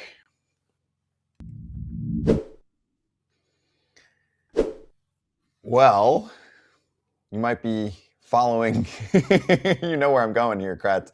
Tickets for the World Baseball Classic, thinking you're going to get some USA action. You might not, but you might, right? So there's actually going to be a lot of fluctuation on SeatGeek right now, so keep an eye on it. Territory 10 for the code, 10% off tickets there, and over 35 million downloads. It's the #1 rated ticketing app. But if you're hanging right now and you're watching us live and you happen to have a chance to go see Dominican Republic against Venezuela this evening, I highly recommend it in Florida. I think that Italy against Mexico has suddenly become a much hotter ticket. So if you'd like to check that out on SeatGeek and find the green for the best value, then do that. Or they already have the quarterfinals. You don't know who the opponents are going to be. Korea's definitely one of those that's going to be in there. And then you'll figure out who's playing who in the quarterfinals. Just go in there, check it out. Because when these, like the Dominican-Venezuela game in Miami, like you got to get a seat, and you got to get a good seat because it is going to be packed. It's going to be loud. Half an inning, one side's going to be standing up. The other half of the inning, the other side's going to be standing up.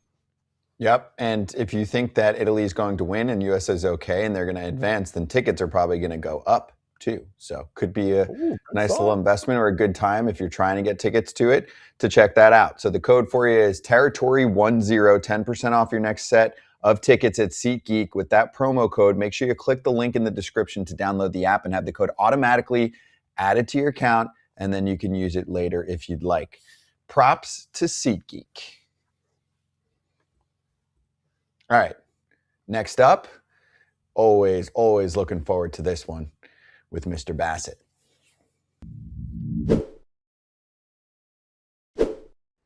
Joined now by Chris Bassitt, the barefooted Chris Bassitt, by the way. He is brave, Kratz, because there is an oak tree right behind me, and luckily for him, there's no acorns on the ground because I don't know if you've ever stepped on like a Lego piece. Oh, yeah. That's what it would feel like if you were barefoot and step on an acorn. I got 2 kids, so I know all about that. So, yeah. Barefoot definitely is it comes with a lot of risk, but I don't do it for grounding. I do it for laziness. I'll say that. No, have you ever seen Bull Durham?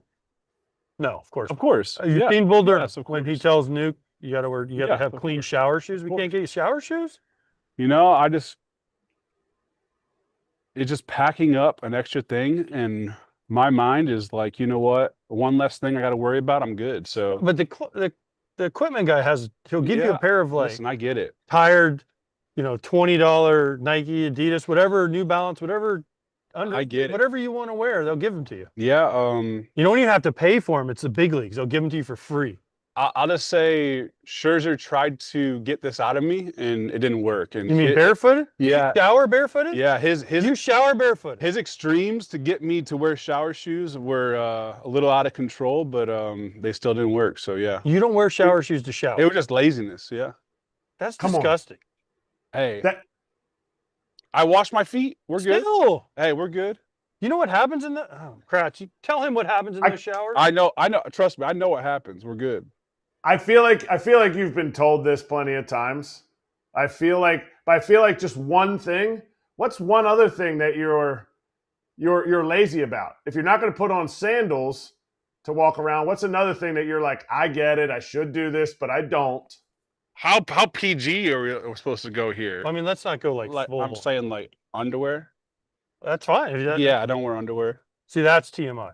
That's not un-PG, but that's TMI. like ever like when I'm- you pitch. Oh, pitch, you got to wear sliders and all that I stuff. see but, that different. Yeah, overall. I was gonna say because especially in the Orioles all white, Yeah. that could be a problem. We're not there. Okay, but so no, you just don't like undergarments. I You don't like garment. clothes. I don't wear jewelry. Okay, now we're getting. I'm not saying I'm a nudist by any means, but at the same time, I mean, I'm sitting there. I'm like, just one less thing I got to worry about. Do you introduce yourself to your teammates as, "Hi, I'm Chris Bassitt, and I'm a nudist, and I don't wear shower shoes"? I think it's very evident really quickly. Yeah, so we're good. Does anyone question you on it? I would say a lot of people did in the past, but luckily this team's a little too young to question. So there's like, this guy's just weird. Pete knows because of New York. Oh, that's So right. this has been going on for a while. So yeah, it's just, yeah. Okay. How are the Orioles? Great. Unbelievable. I mean, obviously the WBC is happening, so rooting for Team USA, but get Gunner back and things like that. So the only negative thing about the WBC is just you don't have your full team here. But yeah, it's just an unbelievable group of guys that I feel like really care for each other. Reminds me a lot of like the other teams that I was on. And so I'm really, really excited about this year. How do you go about learning a new catcher? Because you have Adley and Bassitt. Mm-hmm. But you don't really use a catcher because you use the pitch comm, and then you take yourself off on the pitch comm. You hit a button and you're like, nope, no. Yeah. Okay, let's go back to that one. Yeah. So do you have to learn a new catcher? I definitely, I really want to get to a point where I'm not calling many pitches. I mean, say I'm calling like, say 100 pitches, say I'm calling 30% of the pitches. I would really like to get to that point. But overall, I would say it's not that difficult. It's more so kind of what's their strengths, what's their weaknesses, and then kind of how can we kind of exploit hitters with their strengths and weaknesses, so to speak. Is it hard for the catcher to get used to you? Because before the pitch comm, you would shake, and I watched interviews about your feel. Sometimes you're just like, no, and then you get back to it and you're like, yes. Is it hard for a catcher? Have you heard catchers say it's hard to get used to catching you? I would say when I was back in the day when I had a shake, it was hard to understand me just because I felt like for the most part back in the day it was so obvious what I should have thrown, whether it be say a fastball in this spot or curveball, whatever it may be. So I shook it right away, even though that was the pitch that I wanted, just because I was like, I kind of want to throw the hitter down a rabbit hole, so to speak. And I knew it pissed a lot of those guys off. Like I knew, especially the older veteran guys, they were like, bro, come on, like hurry this game up. Why are you shaking so much? I'm stepping out now. Now you're going to shake 6 more times.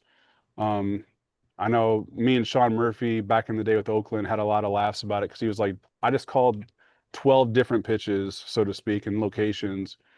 And you went back to the very first one I called. Like, what are you doing? And I was like, I just felt it was too obvious. It was the right pitch, but it was too obvious at the time. So I kind of wanted to stir the pot, so to speak, in their head, and then just get back to it. So I would say with the pitch comm, it's a lot easier just because I don't really need to disguise much. Could you survive with the pitch comm and the pitch clock? If you had the pitch clock but no pitch comm, you couldn't do that. It'd be really tough. You'd have to do like the Greg Maddux. That or we'd have to do. We all already do an insane amount of homework when it comes to all the analytical stuff, but we'd have to be really, really on the same page, which I have all the time in the world, so I like doing it. I like diving into the numbers and I like diving into all the nuances of pitching. But catchers got to do it every single day. So it's just tough. To me, I always think that I know the hitter better than the catcher. I'm not saying that negatively to the catcher. I just have a lot more time. I have 5 days. You know you have 2 catchers on the show, right? Oh, I know, but I'm saying the reality is I know the way I feel going into the game. I understand I'm not that confident in my fastball, or I'm not that confident at landing a curveball, or I don't like how my cutter was that week. So I know all those things going into it. You're going to have to learn those as the game goes on. Now I can obviously go and talk to you about it. But I just feel like I have a better feel for what I'm feeling than you because I'm throwing the ball. But overall, I'm super excited about Adley and Sammy, just because I feel like they're younger, but they're really advanced of how they think. They're really advanced of kind of game preparation, things like that. So I'm excited about it. What superpower or skill would be better? Being able to throw 100 miles an hour like everybody wants to, or being able to do exactly what you just said, prepare, outthink these guys? Which one has more success for the entirety of your 32 starts? Yeah, I just I just think it's a lot easier to be me than it is to be, say, Scooble or Skeens. So many guys train and try to be a Ferrari when they're not a Ferrari. Like, so many guys are chasing 97, 98, like 97 matters anymore. They're not hitting any spots. Congratulations, you're throwing two fastballs at 98 miles an hour and you're 2-0. That does nothing. You're missing spots. Guys really good at hitting fastballs in, and you can't throw you can't throw a fastball away, and you're just giving up a bunch of damage because you can't hit spots, but your stuff's really nasty.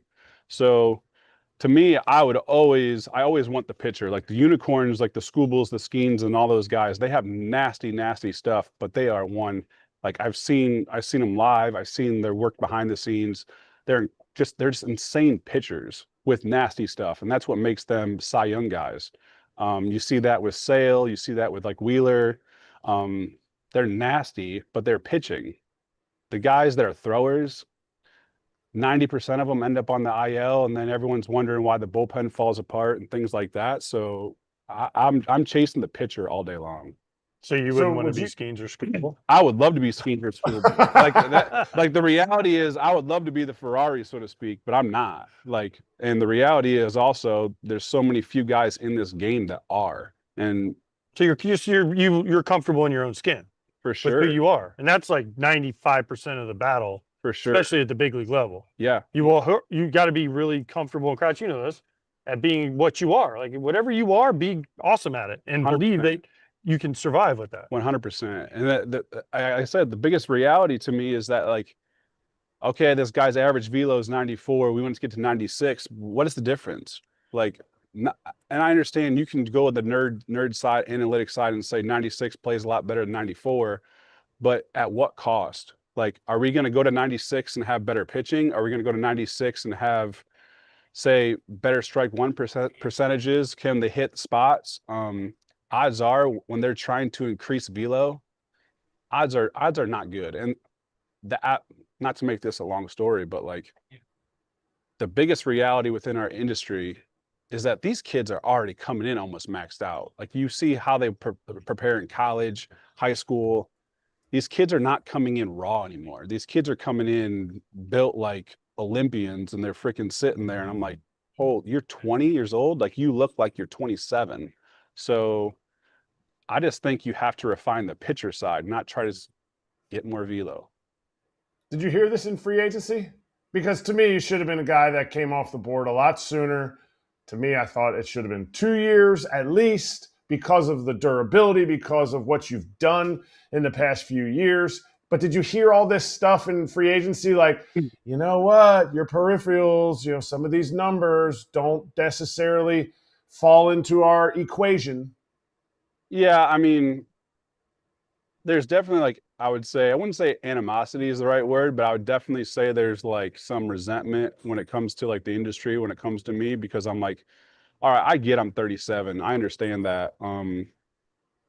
But the innings on my body are not for a 37-year-old. And then from a durability standpoint, I'm more durable than most. And then I win a lot of games. So it was like, all right, this is pretty easy. But again, I'm 37. I get it. So it's the industry. It's part of it. I'm not going to fight it. I've realized in the past, the more and more I fight it, the more and more I get mad and nothing happens from it. So I just was like, if this is what it is, this is what it is. So, yeah. You keep signing 1 year, $20-ish million contracts, you're going to be just fine. I'll be fine. Yeah. All right. Have you gotten over Game 7 yet? No, hell no. I'm sorry. No. I'm sorry. Definitely not.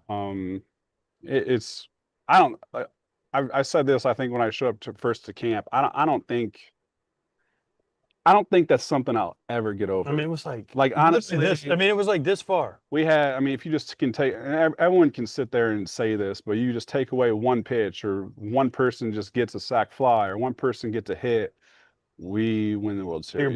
you're blaming the hitters. No, I said take one pitch Oh. away too. Like, But you said sack fly hit. well, I'm saying, like, as dumb as it is, like I look at myself, like, and I sit there and I'm like, you're always like, what could I done more? Like I could have not walked Mookie.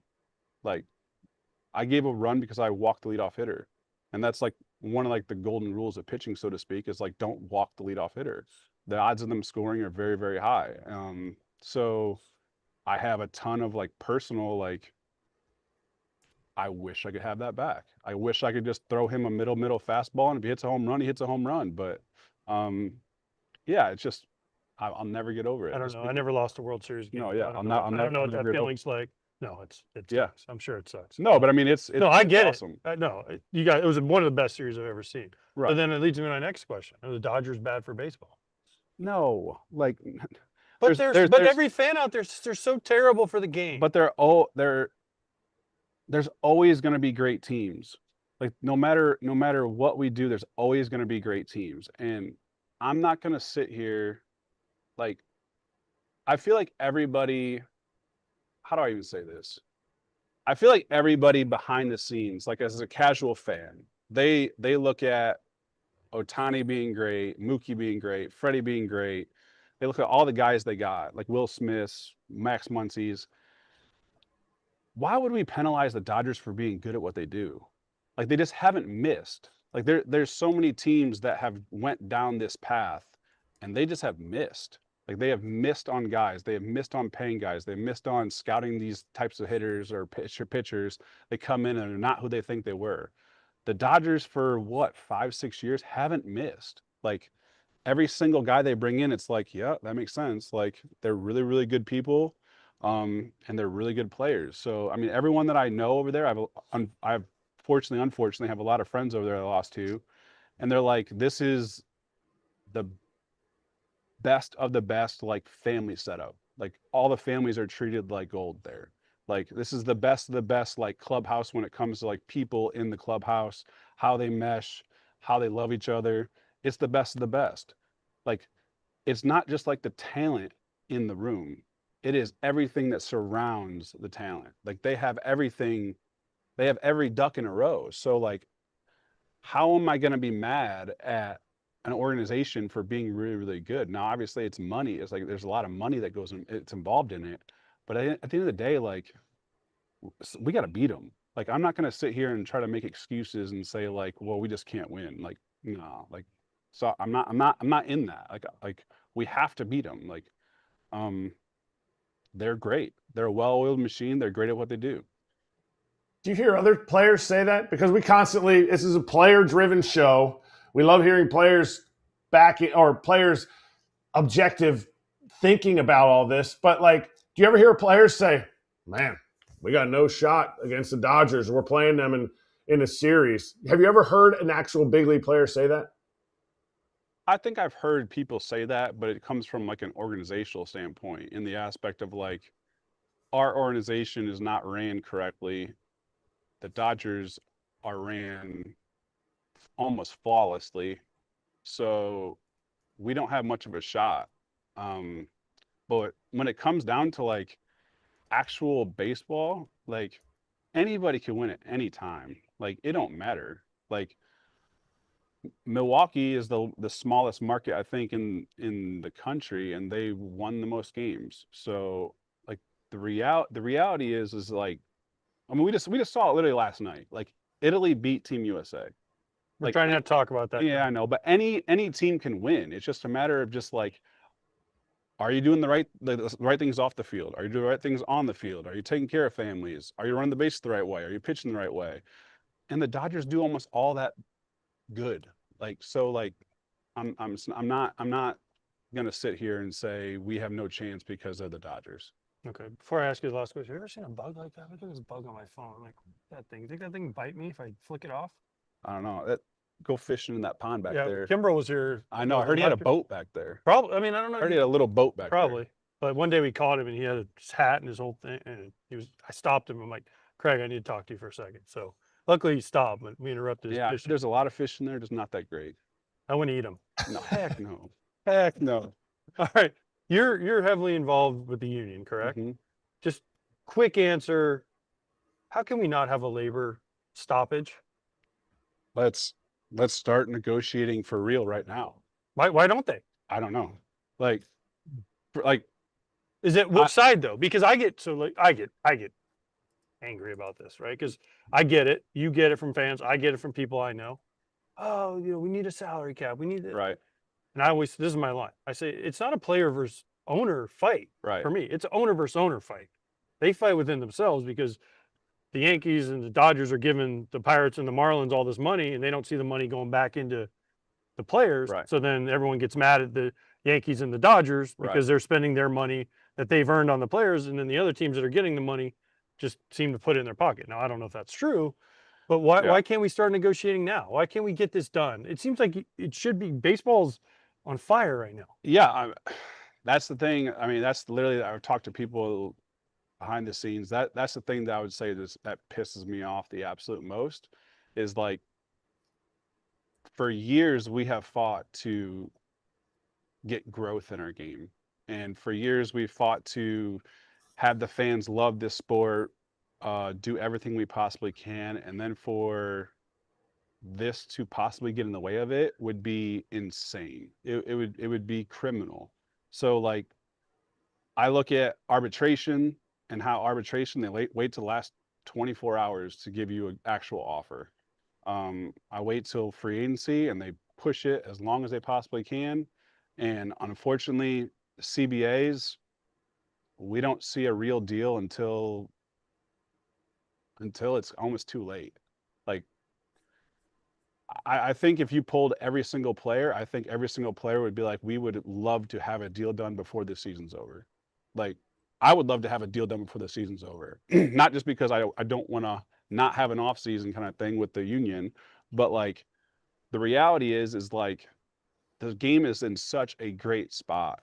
Like, the growth of the game is in such a great spot. Viewership's way up. Attendance is up. Like, how is it not working? Like, how are we going to sit there and like say we need to change this? So yeah, just to me, from a fan standpoint, I would hate it if we had a lockout where we were missing games and things like that. It would be awful for me. Agreed. Well, Chris, good luck here in Baltimore. Thank you for joining us. Let's hope all these things get worked out. We can just have baseball. Amen to that.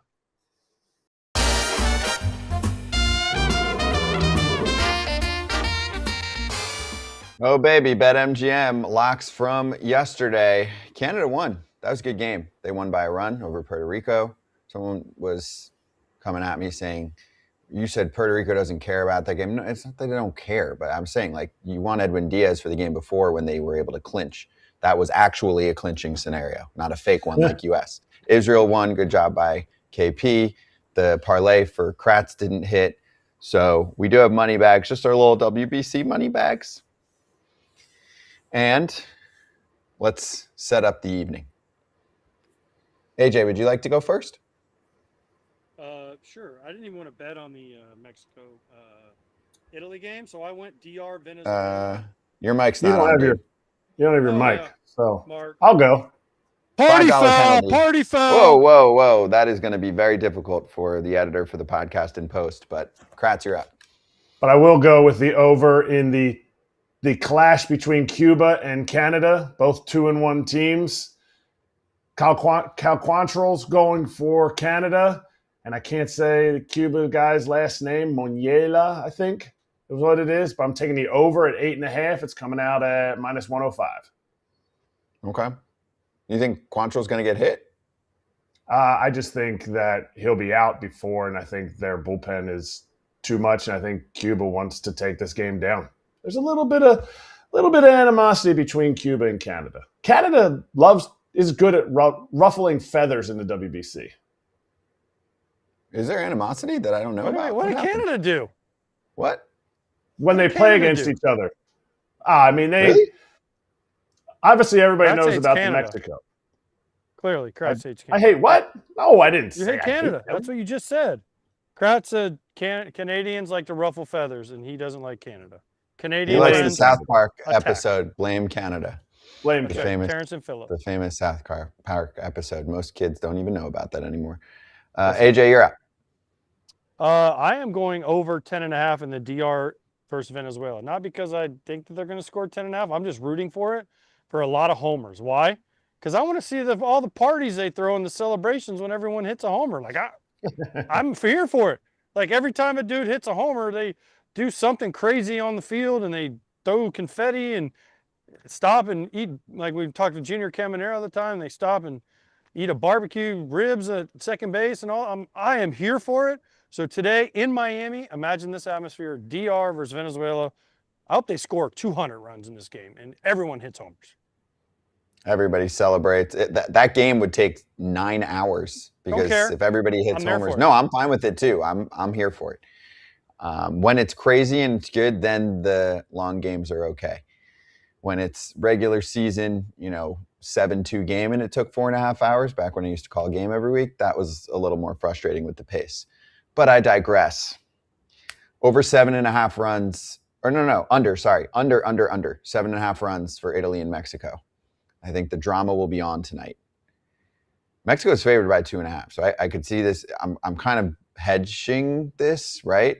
So if we hit the over, it's likely that the U.S. advances. If not, then I guess I win some money. That's called a hedge. That makes me feel better. So I'll go 105 to 100 there because I could see that scenario playing out. It could be a close, low-scoring game, and Italy could win, but 7.5 is a pretty low mark, and I'm still going to go under that. The world's top baseball stars are going head-to-head in WBC for another week. Get in on that action at BetMGM.com with a little boosted odds. Activate your odds boost token for any WBC bet, and you'll receive a bigger payout if your bet wins. Gambling problem or concern? There's help. Call 1-800-GAMBLER.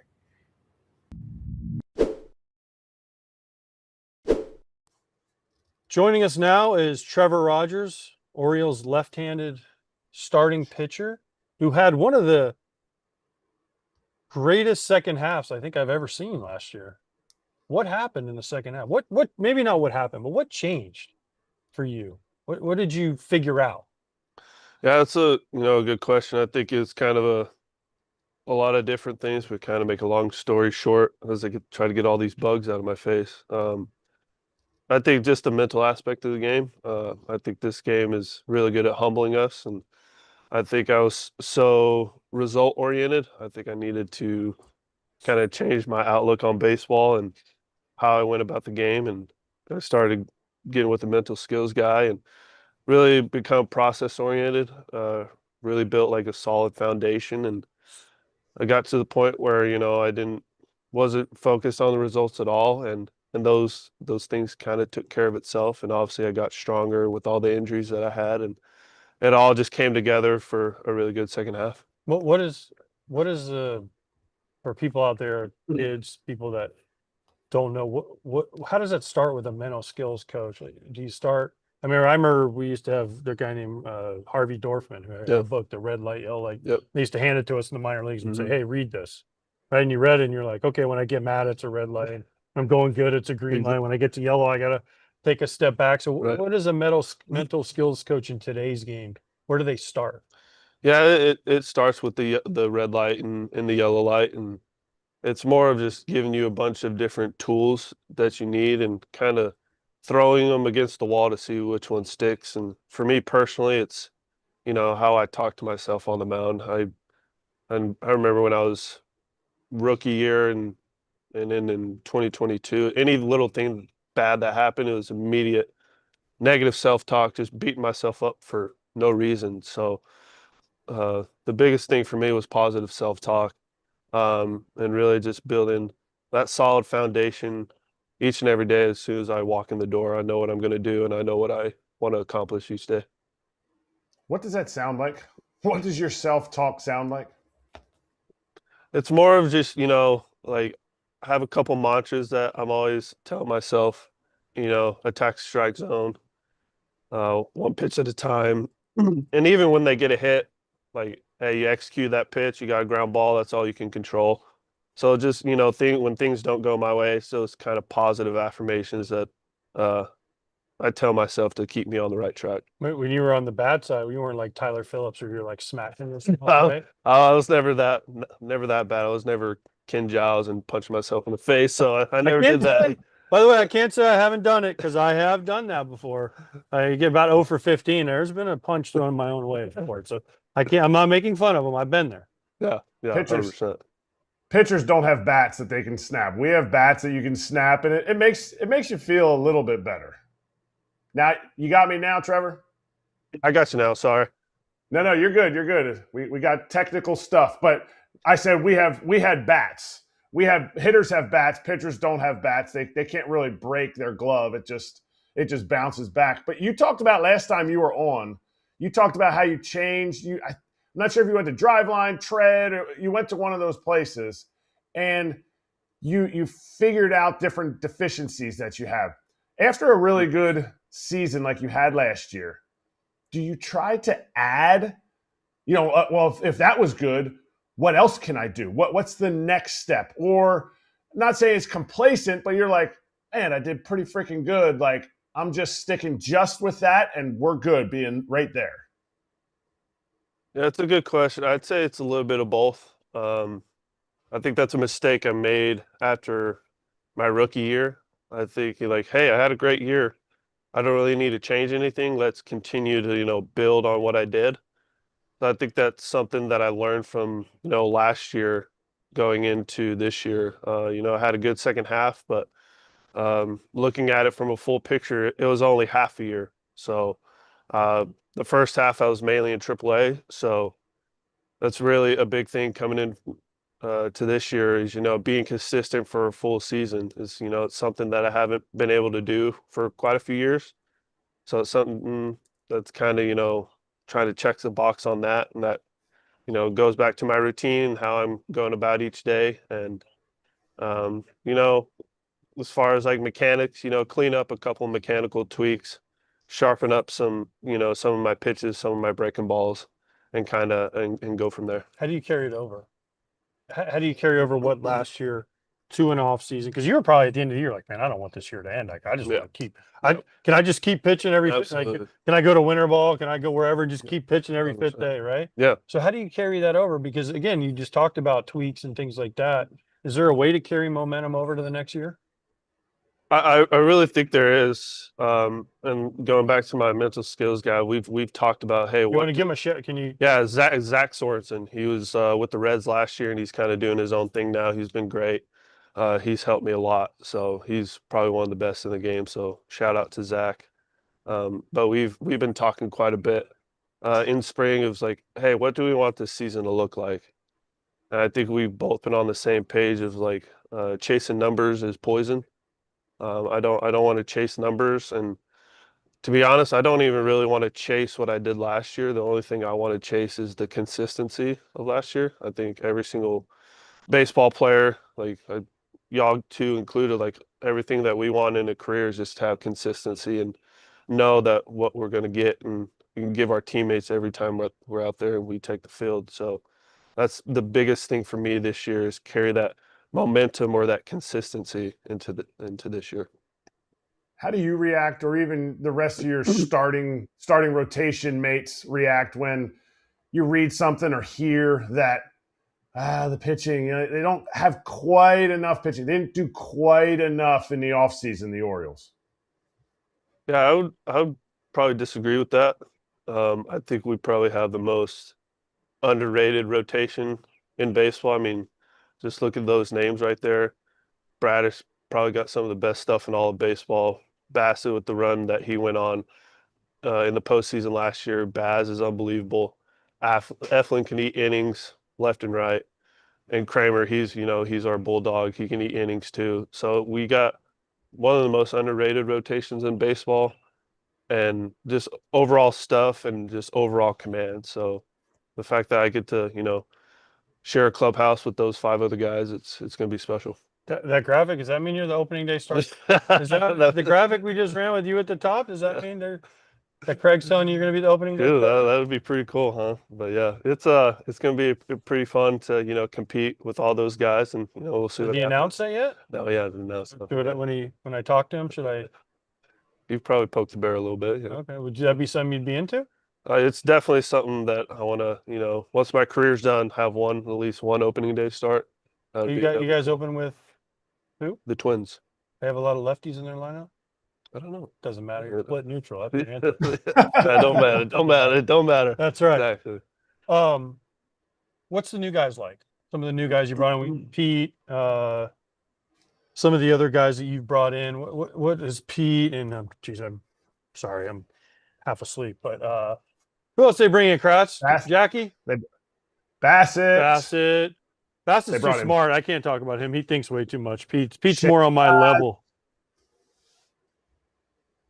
What's that? Oh, Shane Baz too. Taylor Shane Ward. Baz, They brought in Taylor some Ward. dingers. That was the one. Yeah. What are those guys like?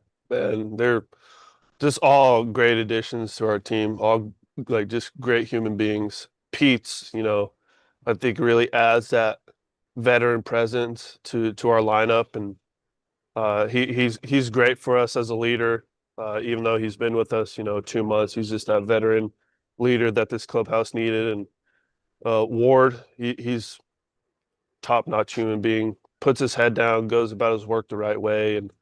And Bassitt, he's one of a kind. He's a character through and through, but his knowledge of the game and how long he's been around, he's been huge for me personally and just the whole pitching staff. And Baz, like I've played in the PG All-American game back in 2016 with him, so it's cool to be around that guy again. And he probably has the most effortless 98 I've ever seen in my life. So he's a top-notch human being, great teammate, and I'm gonna just love watching him pitch every 5-6 days. Just don't talk to Bassitt because he shakes himself off sometimes, right? Yes, 100%. So when he's over there, he's like, "Fastball, no, I don't want that. No, I changed my mind." Exactly. Yeah, it's a little bit tiring watching him do his thing out there sometimes, but it's also fun. All right, what's more impressive, Tyler O'Neill with his shirt off, or Shane Baz throwing a fastball at effortless 98? Man, I would say Shane, but I'd say I'm a little bit more jealous of Tyler when he has his shirt off because I wish I had those types of guns. But yeah, it's seeing both of them, to be honest, it's pretty special. That's for sure. Yeah, but you're a pitcher. You can't look like. That is, yeah. I mean, Michael Lorenzen's probably the closest thing to looking like Tyler. Him last night, by the way. Yeah, it was pretty good. It was real good. Yeah. I didn't like the result, but it was pretty good to watch him. Yeah, you were rooting for him, right? Of course, yeah, absolutely. Okay, that's fair. What about Helsley? Oh man, like you talk about effortless. It's a effortless 99 to 100, and he's also a guy that great clubhouse guy. I think he's going to be another really good leader, for the bullpen. In fact, just with Batista unfortunately going down and being out majority of this year, I think he's going to be a great addition to the closer role, and he'll really be able to, close some games out for us. What are the conversations that are different from last year? Because I know last year, you weren't here, you weren't in Baltimore the entire season. But how are the conversations different in spring, where it was like, guys, last year we wanted to make the playoffs, we wanted to win the World Series, and you guys got punched in the mouth because of injuries, because of all those things. How have those conversations changed, even just like a little bit? Not expectations, but just the conversations in spring. So yeah, it's a good question. I think we learned a lot last year. I think the saying goes, you can't win a division in March and April, but you can lose it. And I think we learned that last year. I think, to be honest, I think it was probably the best thing that could have happened to us. Because, the expectations have changed. I think we know what it feels like to get punched in the mouth. And we don't like that feeling. We don't want to have that feeling again. And Albie has really set the standard out of the gate. It's like treat every day like day one, especially, as we're getting towards kind of the dog days of spring training right now. Treating every day like day one, showing up to the park with the same level of intensity, same level of energy and work ethic. So it's all started with Albie. He's been unbelievable since day one. The new spring training complex is incredible, right? What they've done here with the new complex. Yep. But before we let you go, I have to. Do you drive a truck In the off season, I in do. the off season? Because I'm looking at the parking lot over here, and it's a lot of like jacked up trucks. I don't know if they know this about baseball players, Kratz, but they all drive these really big trucks, and every parking spot is built for a compact car. So watching these guys try to park and then get out their door that only opens like this far is making me laugh, because if you look, can't see it, but there's like 7 trucks lined up in a row, and they're all about this far apart from each other. And so I'm That's like, so Florida. They It's planned so out Florida. everything here, amazing, except for the parking lot, which they forgot. Everyone drives a giant truck. Yeah. Yeah, I haven't seen any scratched paint, so guys are doing a pretty good job. I mean, those two over there, that the Yeah. Ford and the Ram, or I don't know how the guy in the Ram got Yeah, I out of know. the truck. You might have to get into the passenger side and then crawl over. Crawl out the back window. Yeah, and exactly. Well, Trevor, thank you very much. We really appreciate Yeah, it. absolutely. Thank you, Have a guys. great year. Thank you. Do it again. Hell yeah. I appreciate you guys.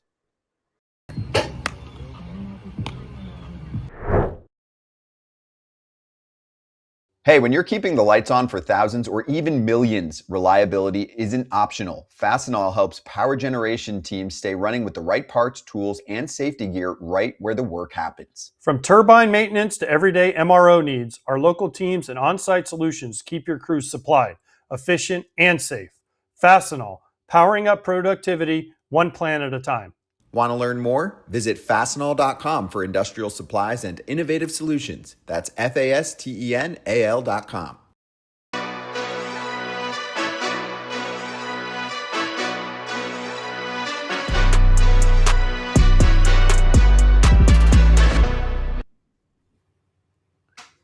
What a day. Props to the Orioles for helping us out and all of the players that joined us. Really good fire at the top of the show if you want to go back to that and just feel like you need to vent for your WBC frustration. If you're a Team USA fan, if you're not, then you're probably feeling pretty good right now. But it is going to be nail-biting time, and it is going to be a lot of go, Italy, go. The U.S. is a big, big Italy fan tonight.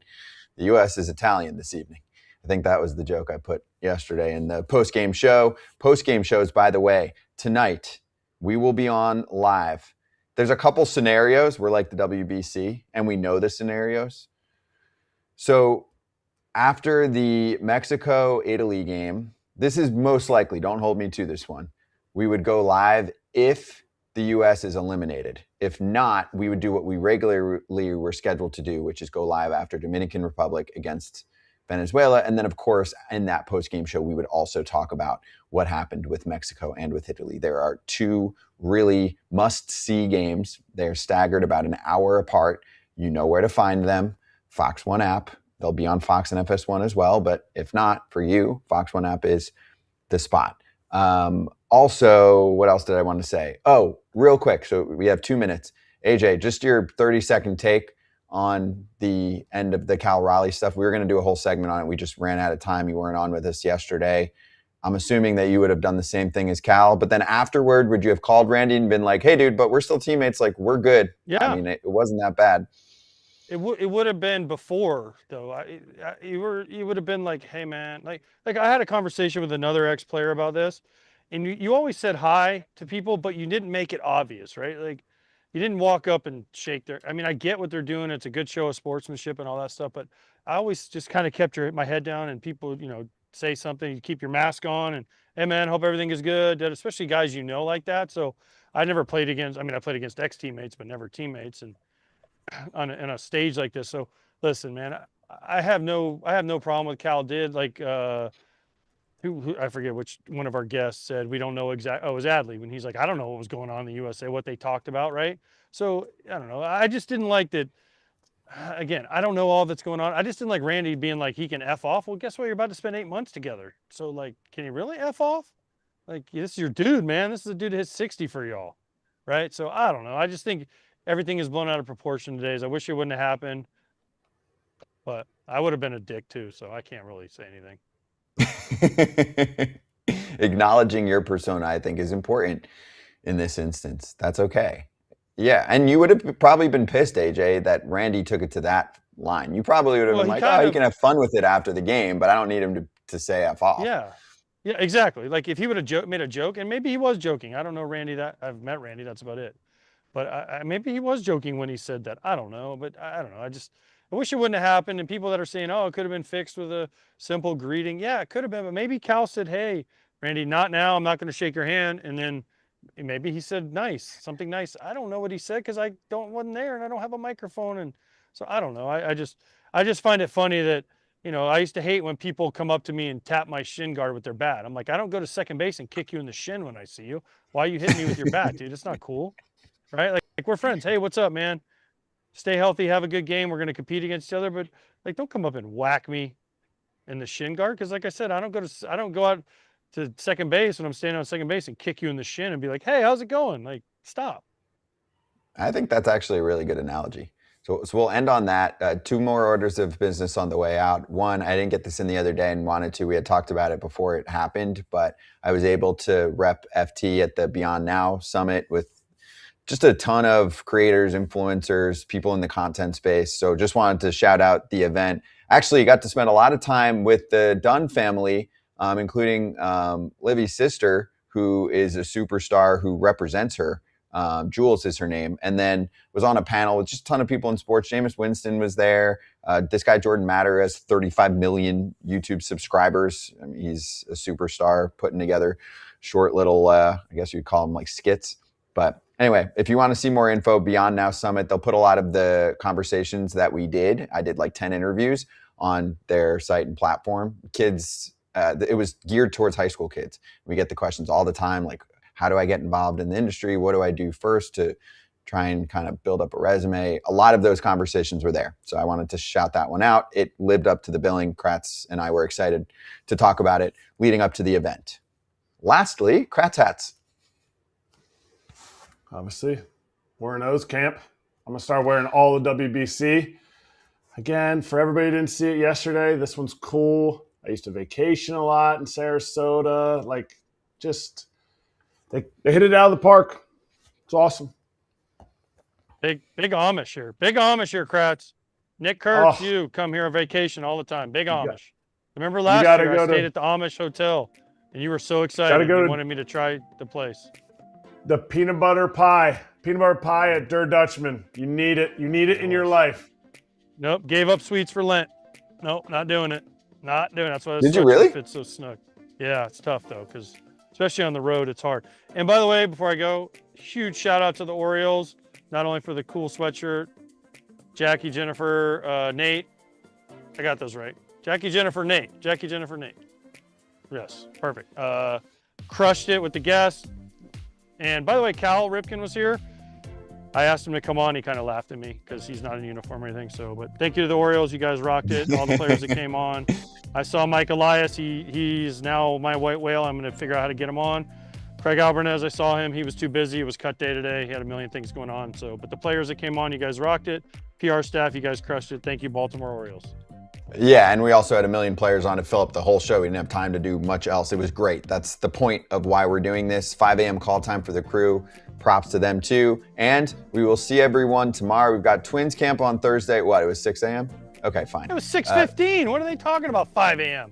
I don't know. I'm just getting told things. Some of us had to leave our house at 5. I'm punch drunk as it is. All right, Twins camp Thursday, Red Sox camp Friday, and post-game shows tonight on the FT YouTube channel. Go Italy.